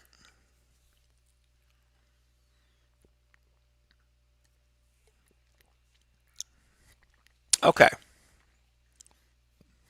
So, excuse me.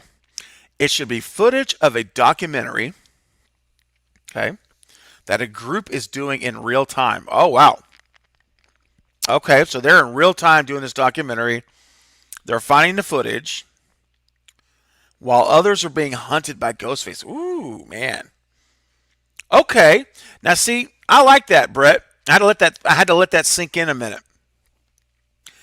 Because this is a brilliant way to do it. Really, this is a good way of doing it.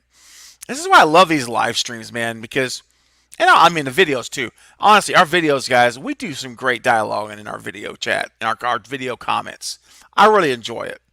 And I appreciate all y'all for being so interactive on the videos, because when I post those videos up, I really do. I'll peel the curtain back for you again. This is going to sound silly, but I don't care. I'm just going to be honest with you. I get so excited because I work hard on these videos. I really do. And I'm not saying this for a pat on my shoulder. That's not what it's about. The reason I'm bringing this up is I appreciate you guys.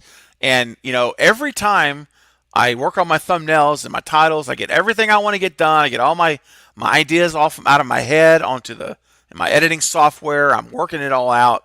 And narration, all this stuff.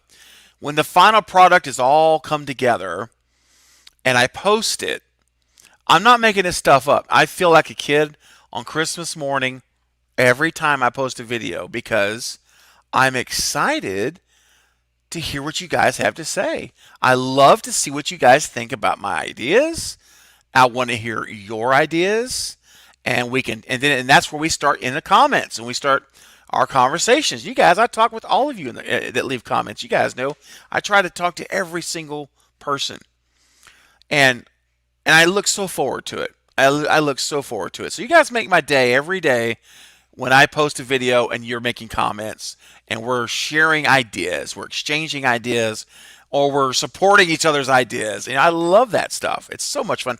And that's why I love these live streams, because this is such a cool medium that we have the ability to communicate in real time. That, like, right now, I can look at your comment, I can respond immediately, there's no delay. And it's this sharing of ideas. And like Brett, like we had an idea earlier about the found footage, and now we're expanding on it because you went back to it. What about this idea? And this is a great idea, because what I love is that you can integrate a standard quote Scream movie, which is what I want. I want a Scream movie. That's why I go. That's why I watch it.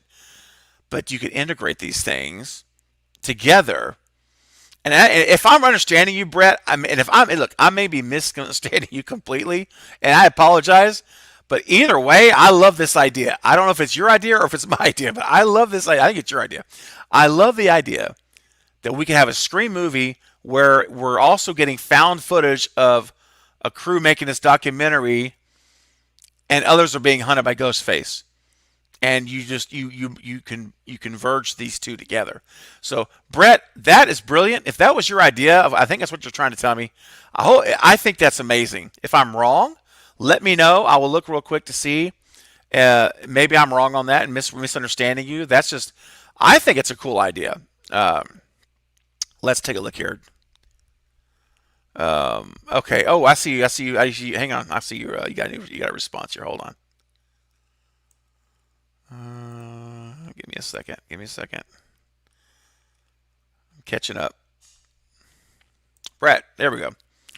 Okay, so a little more information. They are investigating Ghostface attacks, and what we're seeing on screen is their documentary footage. Okay, until they get too close and Ghostface turns to them. Yeah.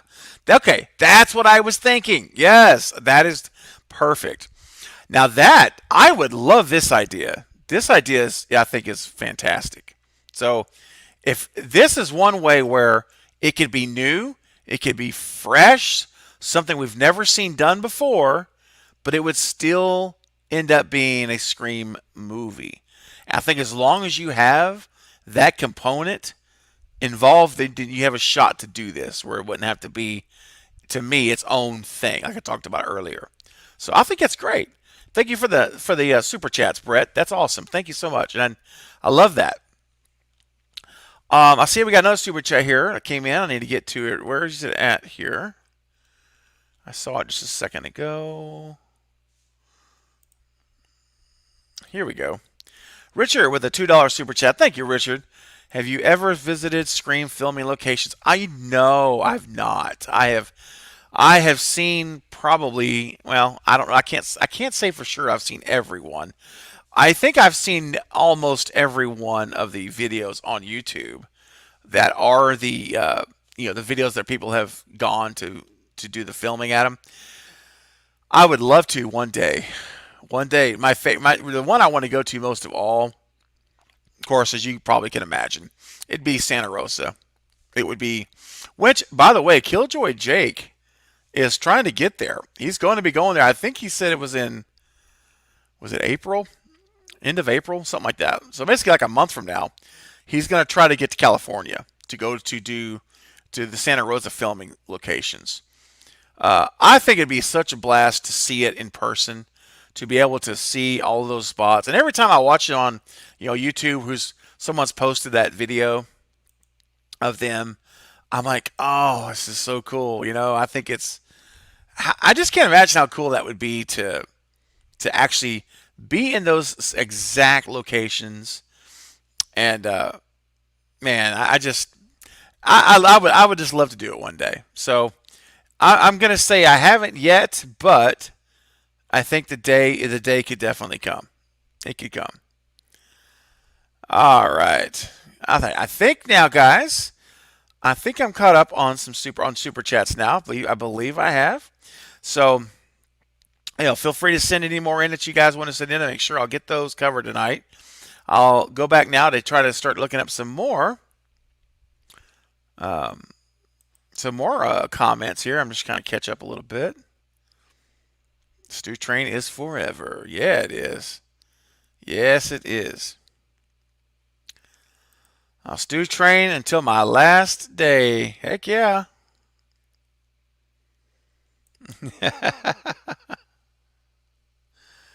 Oh, I'm just reading out his comments. Sorry, I'm just reading out his comments I just absolutely love how you guys just carry on these amazing conversations with each other, and it's so cool. All right, Jay, and hey, Jen, if you're still here, you may already be gone now. Appreciate you though. Oh, no worries. Always appreciate you, Jen. We'll catch you on the next one. Hopefully, see you on Thursday night for the members only live chat. Don't forget, guys, if you guys want to be a part of the members only live chat, it's this Thursday night.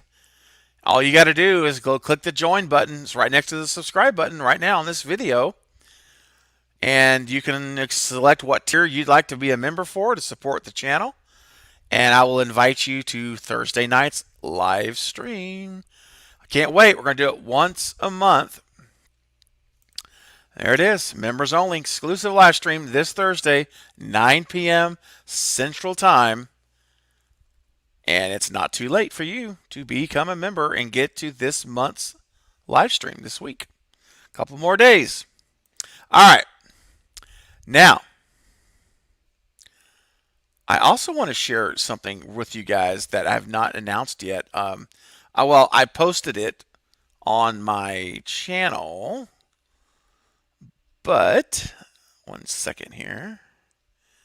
I have not yet actually shared it with you guys here tonight.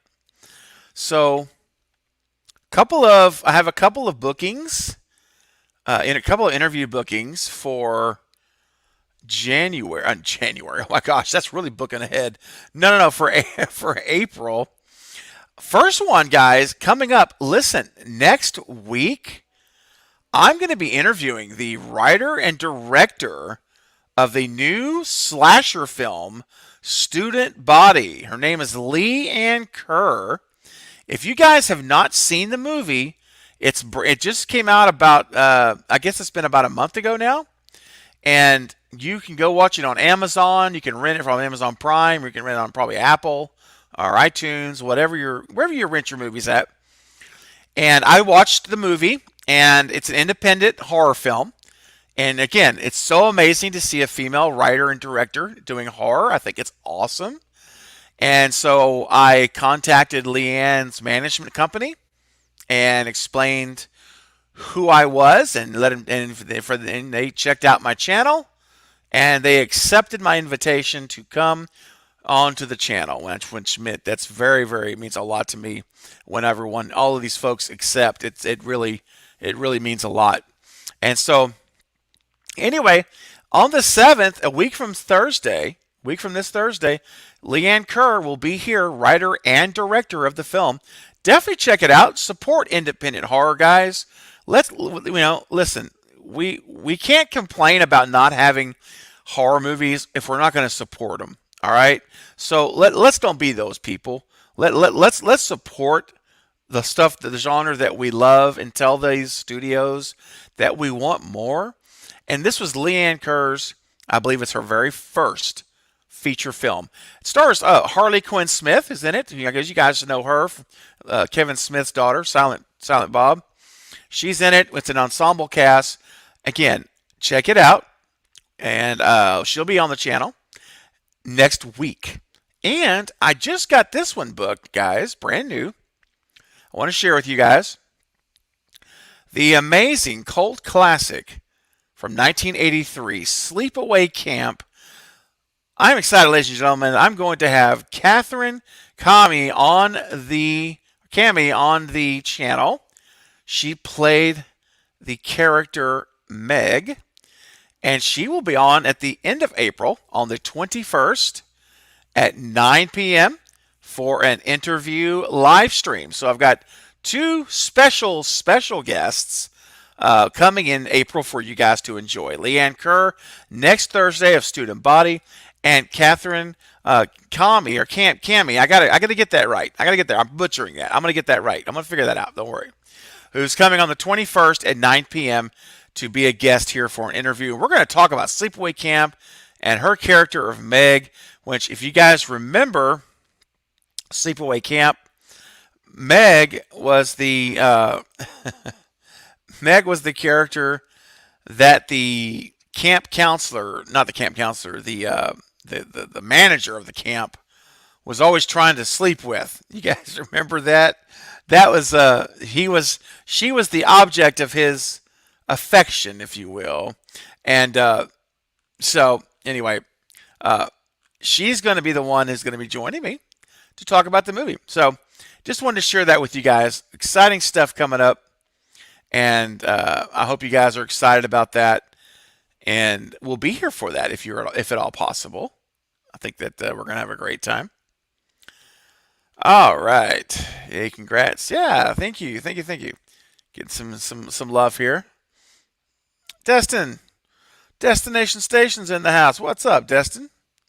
Just seeing your name pop up, man. Yeah, that's right, Carrie. The girl who bit it in the shower. That's right. Yes. John says, awesome. Congrats, Craven. Thank you.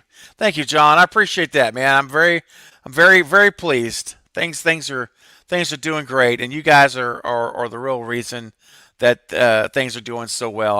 I feel more blessed than you can imagine, and I'm so grateful for all of you guys' support. It just means the world to me. And I see here that Brett James Bishop is a new member. Well, all right, Brett. Thank you, sir. Thank you for joining to be a channel member. Appreciate that, man. Your monthly support is going to mean the world to this channel, man, as I continue to grow and continue to try to, bring in more guests and all. I got big plans for us, guys. Big plans, but plans take a lot of things, and your support is a big part of it. So, thank you so much for being a channel member. And Brett, you'll be able to attend Thursday night. So hopefully you'll be able to attend the members only live chat. All right. So we've talked about Angelina. We've talked about Stu. And thinking back to past characters, because remember, guys, I want to set this up, because remember, I did a video on it just a few days ago. Radio Silence, Tyler said that they're willing to risk it all in Scream 6 to subvert our expectations. And then he goes on to say, which I think probably intrigues me even more than the first statement, is when he says, we're so far down the rabbit hole in Scream movies that everything is up for grabs. I mean, let that sink in, guys. This is not like a flippant statement. He's saying we are gone down the rabbit hole in the Scream movies. So we're going to all the history, all the 4 of the previous films, in 5 now, but mostly the first 4 I'm talking about. We've gone through these rabbit holes, and everything from these movies is up for grabs. It's why I made the Angelina video today. I said, I gotta make it. We gotta start talking about this. That's why I'm doing a live stream. So we got to get on the live stream tonight. We've got to talk about what characters do we want to see return from the past. Who do we want to see return? So we have Angelina. We have Stu. All right. I'm going to give you my next character. There's Brett. Yeah, appreciate you, buddy. I wanted to get that on the screen there to acknowledge you. Thank you, man, so much. That's right. Woohoo! Carrie says, that's right. Welcome as a member. That's right. So the name I'm going to mention to you now is one that I have mentioned before, but let's talk about it. I'm talking about Joel. Joel, the smartest cameraman in America, the one actor in Scream 2 who the script was written for him to die, and he went up to, and I have to pull up the actor's name now. I guess Dwayne Martin. Yeah, it's Dwayne Martin is the actor's name, and he went up to Wes when they were going to film it, and he said, "Hey, listen, man, is there any way, you know, I don't have to die in this? Why can't I just have a cab? Come, a cab come pick me up, and I'll just leave." And Wes thought about it for a minute, and he said, "Okay, sure." And so Wes totally let him do it, rewrote the script on the fly. And so that's why we see Joel leave in Scream 2. He's like, "I'm out of here." He's like, "I should have read your book," And then he takes off, and you see a cab, actually see a cab in the background where he goes, he gets in the yellow cab. And then we see him back, though, at the very end of the movie when everything has been resolved.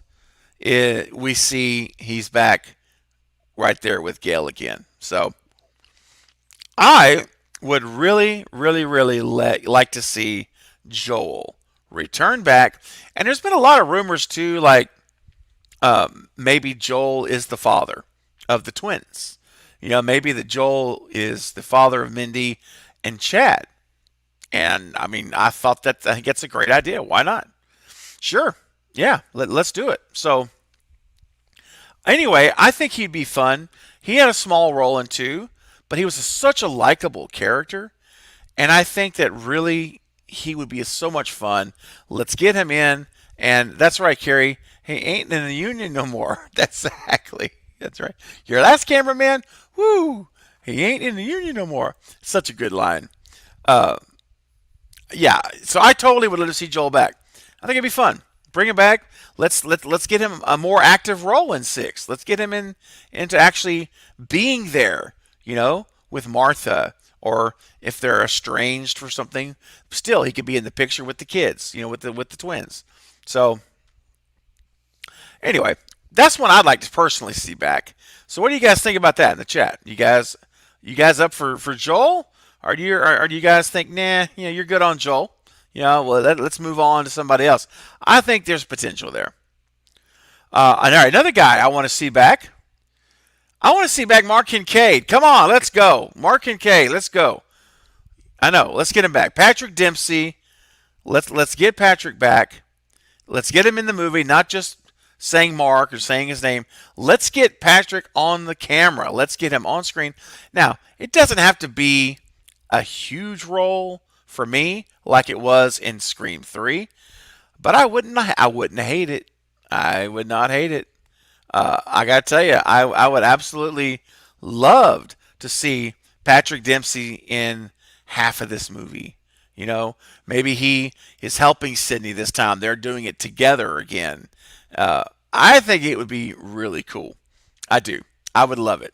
You could do so many different storylines. They could leave their girls with his family, or an aunt, an uncle. Some other family member. They would write it in there, and you know they come to the scene. They come to wherever this is going on at. If this is happening with where Gail is in New York, and if they're going to do the city route with Montreal, or if they're going to keep it into Woodsboro, whatever the case is, you can have Mark be there with Sydney, and now he's back at it. He's still an officer, and heck, man, maybe at this point in time he's FBI or something. You could write it so many different ways. I mean, it's just countless ways. Pick your favorite way. Which one do you like the most, and just go with that. So I would love to see that. Polar says he's going to be sheriff now. I mean, hey, listen, anything's possible. Anything's possible. Now, Chris, you're bringing up someone here that I hadn't gotten to yet. But Kirby, Kirby, man, we get this humongous tease in Scream 5 and how Kirby's alive. And so, what do you do now? You have to follow up with that. But see, the problem is she's got family that's involved in the over in the Ukraine situation and their government there. And so I suspect as long as that's an issue, and there's unfortunately no signs of that not being an issue in the near future at this point, things can change quickly, but at this point, we don't see that. So, I mean, I kind of, in my mind, I don't really think she's going to be in six. Now, I think she could be in seven, but I'm beginning to think Kirby, just because of the timing of all this, I think that's going to probably knock her out. I really do. I could be wrong. They could make it work. Maybe do you know, a small role for maybe 2 or 3 days shooting, something like that. But if it's going to be anything of significance where you're going to be gone for a week or two shooting, I just don't think it's gonna. I just don't think she'll do that. Let's put it this way: I'll be surprised personally if we get Kirby just because of that one factor. Before all this stuff happened, I was very much on the thought of Kirby being featured heavily in Scream 6. I thought she was going to be brought back as a significant character. And then when all this stuff happened, yeah, it just unfortunately just kind of took all that off of the floor for me, off the table rather. So yeah, I hear you. I just don't know if there was a way to do it, then I would say absolutely, let's go, let's get Kirby. But I'll tell you what, you know, Joel's great. Patrick Dempsey would be great. But for my money, you can't beat Angelina and Stu Macher. To me, it's those two, and then you start to go down from there after that. So we've got a few other people that I'm thinking about that we can talk about. First, I see another super chat just popped in. Bob with another $20 super chat. Bob, thank you so much, brother. Man, that's so generous of you. This is from Donna. Okay. All right. Donna, thank you, Donna. Said thank you for the amazing content. You brought her love of horror back. Oh, that's so sweet. Thank you. Sincerely, thank you so much. That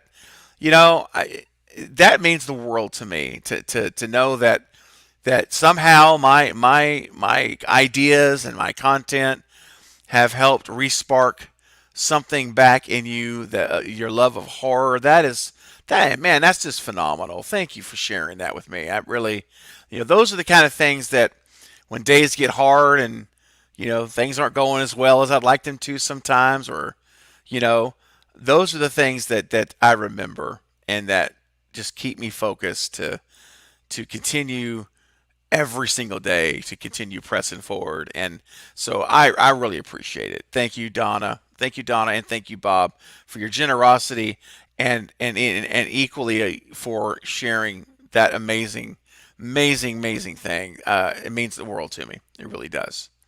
Thank you. Um, Guy's gonna get me all emotional up in here if I'm not careful, man. Wow. All right. Let's see. Okay. Chris says, if I had to pick two people to come back for bigger roles, it would be Lois and Murphy at college. Okay. Because honestly, of course, they'd be competing house mothers now. Oh, gosh. That's true. Oh, dang. That's true.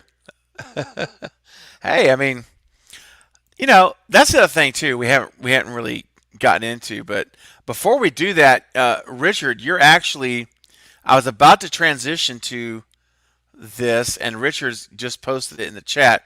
And this is who I was going to bring up next. Because I mentioned a minute ago, there were two other characters that I would love to see back outside of Angelina, Stu, Joel, and Patrick Dempsey, Mark. That's four.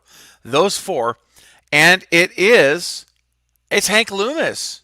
It's Hank Loomis. That is there. It is. There it is. Yeah, Richard had this up. That's exactly who I was going to say next. You were reading my mind because he had a tiny little part, but there's so much more potential, that you could do with him. I mean, what kind of mindset would Hank Loomis be in right now? Can you imagine this guy? His son gets murdered. His ex wife is murdered by the same person. I mean, I don't know. That's a lot. That's a lot of heck. That could be potentially a lot of hate towards a Miss Sydney Prescott. And I'm just real curious about the status of Hank Williams, his mental, where he's at mentally with all of this. And you know, I think it could be real interesting, Richard, to see where how he can incorporate into the story because now what about he's got a granddaughter? I mean, does he even know? Does Hank have any clue at all that Sam is his granddaughter? She's got a granddad, Granddaddy Loomis, Papa Hank, right? So, I mean, there's a lot of storyline you could draw into that. And, everything keeps wanting to connect back. As long as Sidney Prescott is around, and actually you could say Gail too, technically, but mostly Sidney. As long as Sidney's around and you've got Sam here as well, who's connected to Loomis, who's as a daughter, the connections to 96 are going to always be a part of this franchise. They just are. There's no way the only way you're going to ever break away would be to break away from Sydney completely. Sam will have to be eliminated. You have to start, fundamentally making those changes at some point. I hope they don't. I want Sydney. I've said this before, and I'll say it again to quote Matthew Broderick and Ferris Bueller. I want Sydney in every single Scream movie. I am. I'm probably in the very small minority that feels that way, and that's okay with me. But I want her back. I want Sydney Prescott. Sydney Prescott is Scream. We talked about Friday Night with Lynn McCree. Maureen Prescott really is the patriarch of the franchise. It's her story. It's really Maureen Prescott's story, and it's trickling down to her daughter. All this stuff that's happening is all trickle down from Maureen. So it's all connected. But as long as we have Sydney and we have Sam, who is half Billy Loomis, then you've got Hank Loomis in play. Yes, let's do it. Let us see with Hank Loomis. Bring him back. Let's see what's been going on all these years.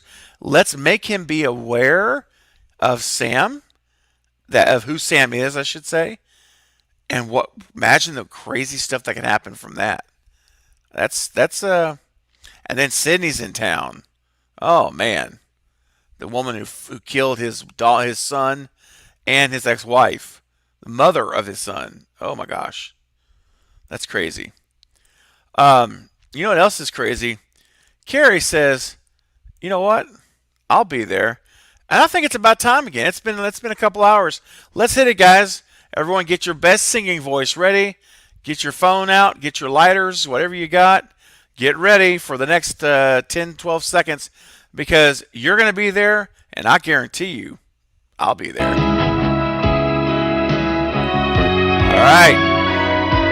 Everybody, let's go. Let's sing it. Be there.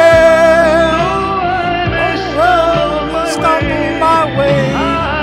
I'll be there. Oh, it's a thing of beauty. I hope you guys were singing because I was there. I know you guys were there too. All right. Here's another name. Shay says, yeah, I'd like to see Joel come back. Yeah. Oh, yeah, me too. It'd be great. Carrie says here, I would have loved Neil Prescott to have gotten a bigger role, but it said that he was dead. So yeah, so here's where I check out on this. Okay, I've got me an opinion on Neil Prescott, and my opinion on Neil Prescott is that he is alive. Yes, you heard me right. Neil Prescott is not dead. The only time that Neil Prescott was referenced as being dead was in a deleted scene from Scream 4 where Dewey had mentioned to someone that this was the first time Sydney had been back since her father's funeral. Her father passed away or something X many years ago, whatever it was. And in the original timeline, Neil would have died after the events of Scream 3, but prior to Scream 4. However, much like several scenes of Scream 4, it was cut. It was removed from the film, and I have this thing where I say, look, it was not released in the movie. So I say it like this: it may or may not be canon. I think that it really this one is more iffy to me than anything else because what makes us a little bit different. Some say, well, then how is this any different than Stu?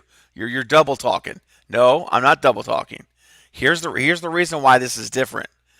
Because Wes did actually film footage of stating he was dead. Okay, it wasn't just spoken about. So it makes me wonder, how does radio silence cash out on this? I personally think you have liberty at this point to go either way. So I think that if radio silence wants him to be dead, they absolutely have the presidents there. They could say, well, Wes was going to kill him in Scream 4. It was a deleted scene, didn't make the movie. And at that same token, though, you could also turn around and say, well, we can bring Neil back as alive because Wes did cut it from the movie. Therefore, it never was canon in the film. It was the theatrical version did not have that in it. So if I see both sides of this. You could draw the line and say no, Wes took it out for a reason, therefore he's still alive. So this one to me is more debatable. This kind of comes down to our creative artistic freedom is what I would say. I won't die on the hill for Neil Prescott. I don't think I'll die on the hill for Stu, but I won't die on the hill for Neil because I think you could do it either way. Personally, I would bring him back. Absolutely. There's no reason that they cannot um, do that. See, Chris, I was catching up on our comments. Chris says, I'd rather have Neil Prescott since death was cut. Yeah, exactly. Exactly. Yeah. Destin says, what happened to Dewey and Tatum's mom? Yeah, Mrs. Riley, I have no clue. No clue. I will tell you one thing, though. I did reach out to the actress who played Mrs. Riley. I reached out to her management to try to get her on the channel to be a guest. And unfortunately, at this time, she is no longer doing interviews. So I actually was working on trying to get Mrs. Riley here on the channel. Told you guys, I'm working hard, man. I am going for it. It's true. Let's see. All right, who else do we got? Who else do we have, guys? Who else do we want to see? I'm going to start getting ready to wrap up here soon. So let's see. Maybe 10 more minutes, something like that. Richard was singing along. I love it. Destin says, I'm already there. Yeah. Uh, yeah, Carrie. I know, right? Pita bread. Like, oh no. If you guys missed it, it was on a Lethal Collective earlier. You guys could check it out. You should check out the replay.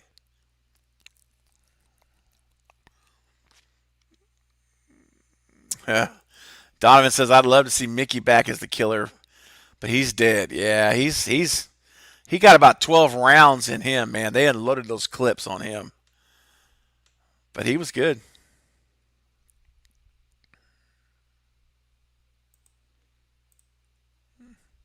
Oh, there you go, Destin. He has him tied up. Yeah, that'd be ironic, wouldn't it? Aw, thank you, Carrie. I'm going for it. I'm going for it. I'm swinging big, man. I'm swinging. I'm gonna swing, swing, swing, swing, swing, swing, swing, swing. I'm gonna keep going. Swinging big. Thank you, thank you, thank you, thank you. I'm trying hard. That's right, Chris. Go big or home. That's it, man. That's what I'm doing. I'm not letting anybody intimidate me. I am going straight through to everybody. I am not. I'm on a mission. I'm on a mission to bring you guys quality content on everything I put out. That is, I mean that from my heart. I really, I live by it. And whether I'm doing theories, whether I'm doing news updates, or if I'm doing interviews, I want it to be things that bring you joy and bring you satisfaction, and that it's worth your time. Time is so precious. Time is so short. And for you to spend 10, 15 minutes on a video watching it, or 2 hours on a live stream with me, I want you to feel it was worth your time. And I hope that's how you feel. All right. Let's see here. I shot him 6 times. I can say it a little bit better this time. Although I'll take a drink after that one. All right, I shot him 6 times. Let's see what you got. Oh, 1 second. Donovan, good night. Thank you so much for hopping in tonight on your school night. I know it's late. Appreciate you hanging out. Hope to see you. Hope to see you soon. You have a great week. All right. I shot the sheriff. I shot him 6 times. Do you think Hank knew and hooked up with Maureen at Sunrise, being he was a lawyer there? If so, how wild would it be if it's revealed he's Roman's dad? And they meshed that with a new story. Ooh, interesting. I mean, I don't know, man. All I can tell you right now is, for a studio to be called Sunrise, there was a lot of shade. There's a lot of shady things going on at Sunrise, blocking that sun out. I can tell you, because it makes you wonder. Because if Milton's the lawyer for the studio, it's hard to imagine in this fictitious world we're talking about. It's hard to imagine him not being a part of that, or at least having knowledge of it. Okay, all right. I think there's enough doubt and suspicion there that you could absolutely make that into the new story. Yeah, totally. And did you guys notice whenever Lynn was asked on Friday, someone asked Lynn the question um, about who the father was? Who's the father? And she was like, who was Roman's father? And she was like that, like she, and I love that so much. She's so guarded with those secrets. Those secrets, man, that all of us speculate about. And we do videos and live streams that talk about it. The answers are in her mind. She knows, and she won't talk about it. It's like perfect. She guards them, and I think it's beautiful, man. I think it's great, and she has every right to do so. She's like the one person on planet Earth that has the right to guard those secrets, and it's okay. It's completely fine. Totally. Carrie says, I was blessed to have seen Lynn McCree, the legend, as Marine Prescott. Yes. I'm still a fangirl. And I know, I'm writing it so high, that high still. It's just, man. ZZM says, we love this content, brother. Thank you. Well, I appreciate that, man. I love you guys. Absolutely. All right. Amber Kruger. Christopher, I'm sure, I'm guessing you saw my video about that. That's where I came from. I can't go there. I just can't do it, man. I can't do it. No. No Amber Kruger. No more. There's only one Kruger, and it is not Amber. It's Freddy.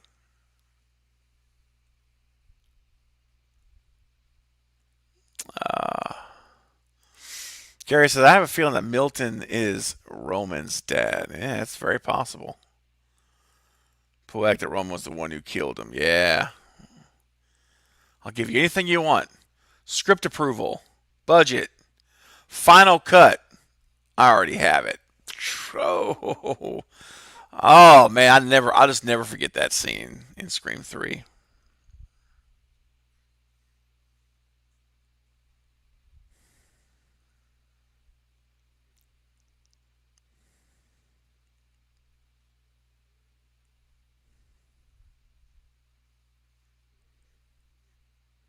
Wow. Awesome. Just reading you guys' comments. um, all right, guys. So I will. Oh, I got something I want. That's right. I got something I want to show you guys. Oh yeah, absolutely, Carrie. He absolutely deserved it.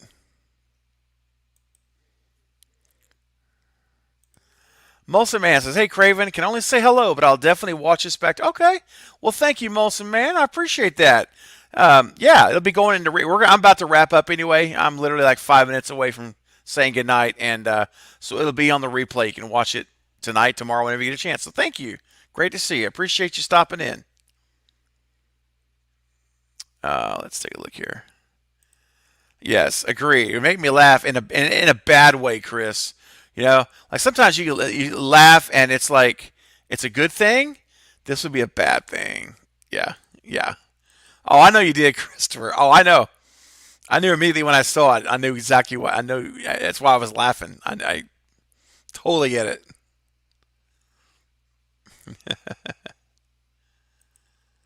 Chuck says, "I want to." That's open. Yeah, I know. Me too. Me too. It's awesome. Thank you, Chuck. Appreciate that. Oh, appreciate it very much. I've had a great time. Richard says, "Good night, Craven. See you Thursday, buddy members. At the members, I'm a member now. Yes, sir. Yes, you are. I will see you on Thursday night. Absolutely. Appreciate you." Sweet. Milton got what he had. Oh, hey, real quick, guys. I was going to show y'all something real quick. I meant to announce this earlier, and we're already so late in the chat. A lot of people have already left, but starting tomorrow, um, tomorrow or Wednesday, I don't know. I'm shooting for tomorrow. You guys responded to me a long time ago on a poll about merchandise, and you said, you guys would buy a shirt, and the response was significantly overwhelming that you guys would be interested in swag. So I want to announce to you guys that tomorrow or Wednesday, I'm officially launching the Craven Something Scary store for merch. Good night, bye-bye, Polar. I know it's late. I know it's super late, especially on the East Coast. You have a good night. Uh, yep. See you, Brett. I'm just catching up with you. I know you guys got to head out. Yep. See you on Thursday for sure. All right. So real quick, gosh, I should have done this earlier. But I'm going to officially launch the store this week. So I'm trying to say, I got some samples in. I made some adjustments to the logos, and I want to show you one that came in today. And I'm really digging this shirt. All right, guys. Tell me what you guys think about this. If I can get it to work right. Ah, come on. Come on. Uh, the camera does not like this. Does not like it at all. You guys see that or not? I don't know if you can see that or not. Anyway, if you cannot see it, you can kind of get an idea at it. There it is. This is one of my new designs for my standard logo, and then I've also got. You like to splatter? Awesome, thank you. Yes, that's. um, so I hope you guys can see that. I know it's hard, but um, I have two designs. I've got this shirt, and this is my standard logo, which you guys know on the screen now. It's my main logo, and then I've also got shirts and stickers that you can get of my alternate logo, which um, all of you who are channel members, it features this logo. So you can get shirts, hoodies, stickers. You can get masks to wear over your face, your masks, with this logo or with the my standard main logo I just showed you guys. So, okay, good. You guys says you can see it. Okay, Shay says I can see it. Okay, Bob says cold, stone cold. Oh, yeah. Okay, good. Carrie says I'll rock that. Okay, good. Well, here's what I'm going to do. Tomorrow or Wednesday, I will make a community post, and I will have a link to where you can buy it. I have a link for the standard merch, and you'll see it. You'll see it. A link you can go to, and you can put your orders in. They fulfill both in the U.S. and overseas.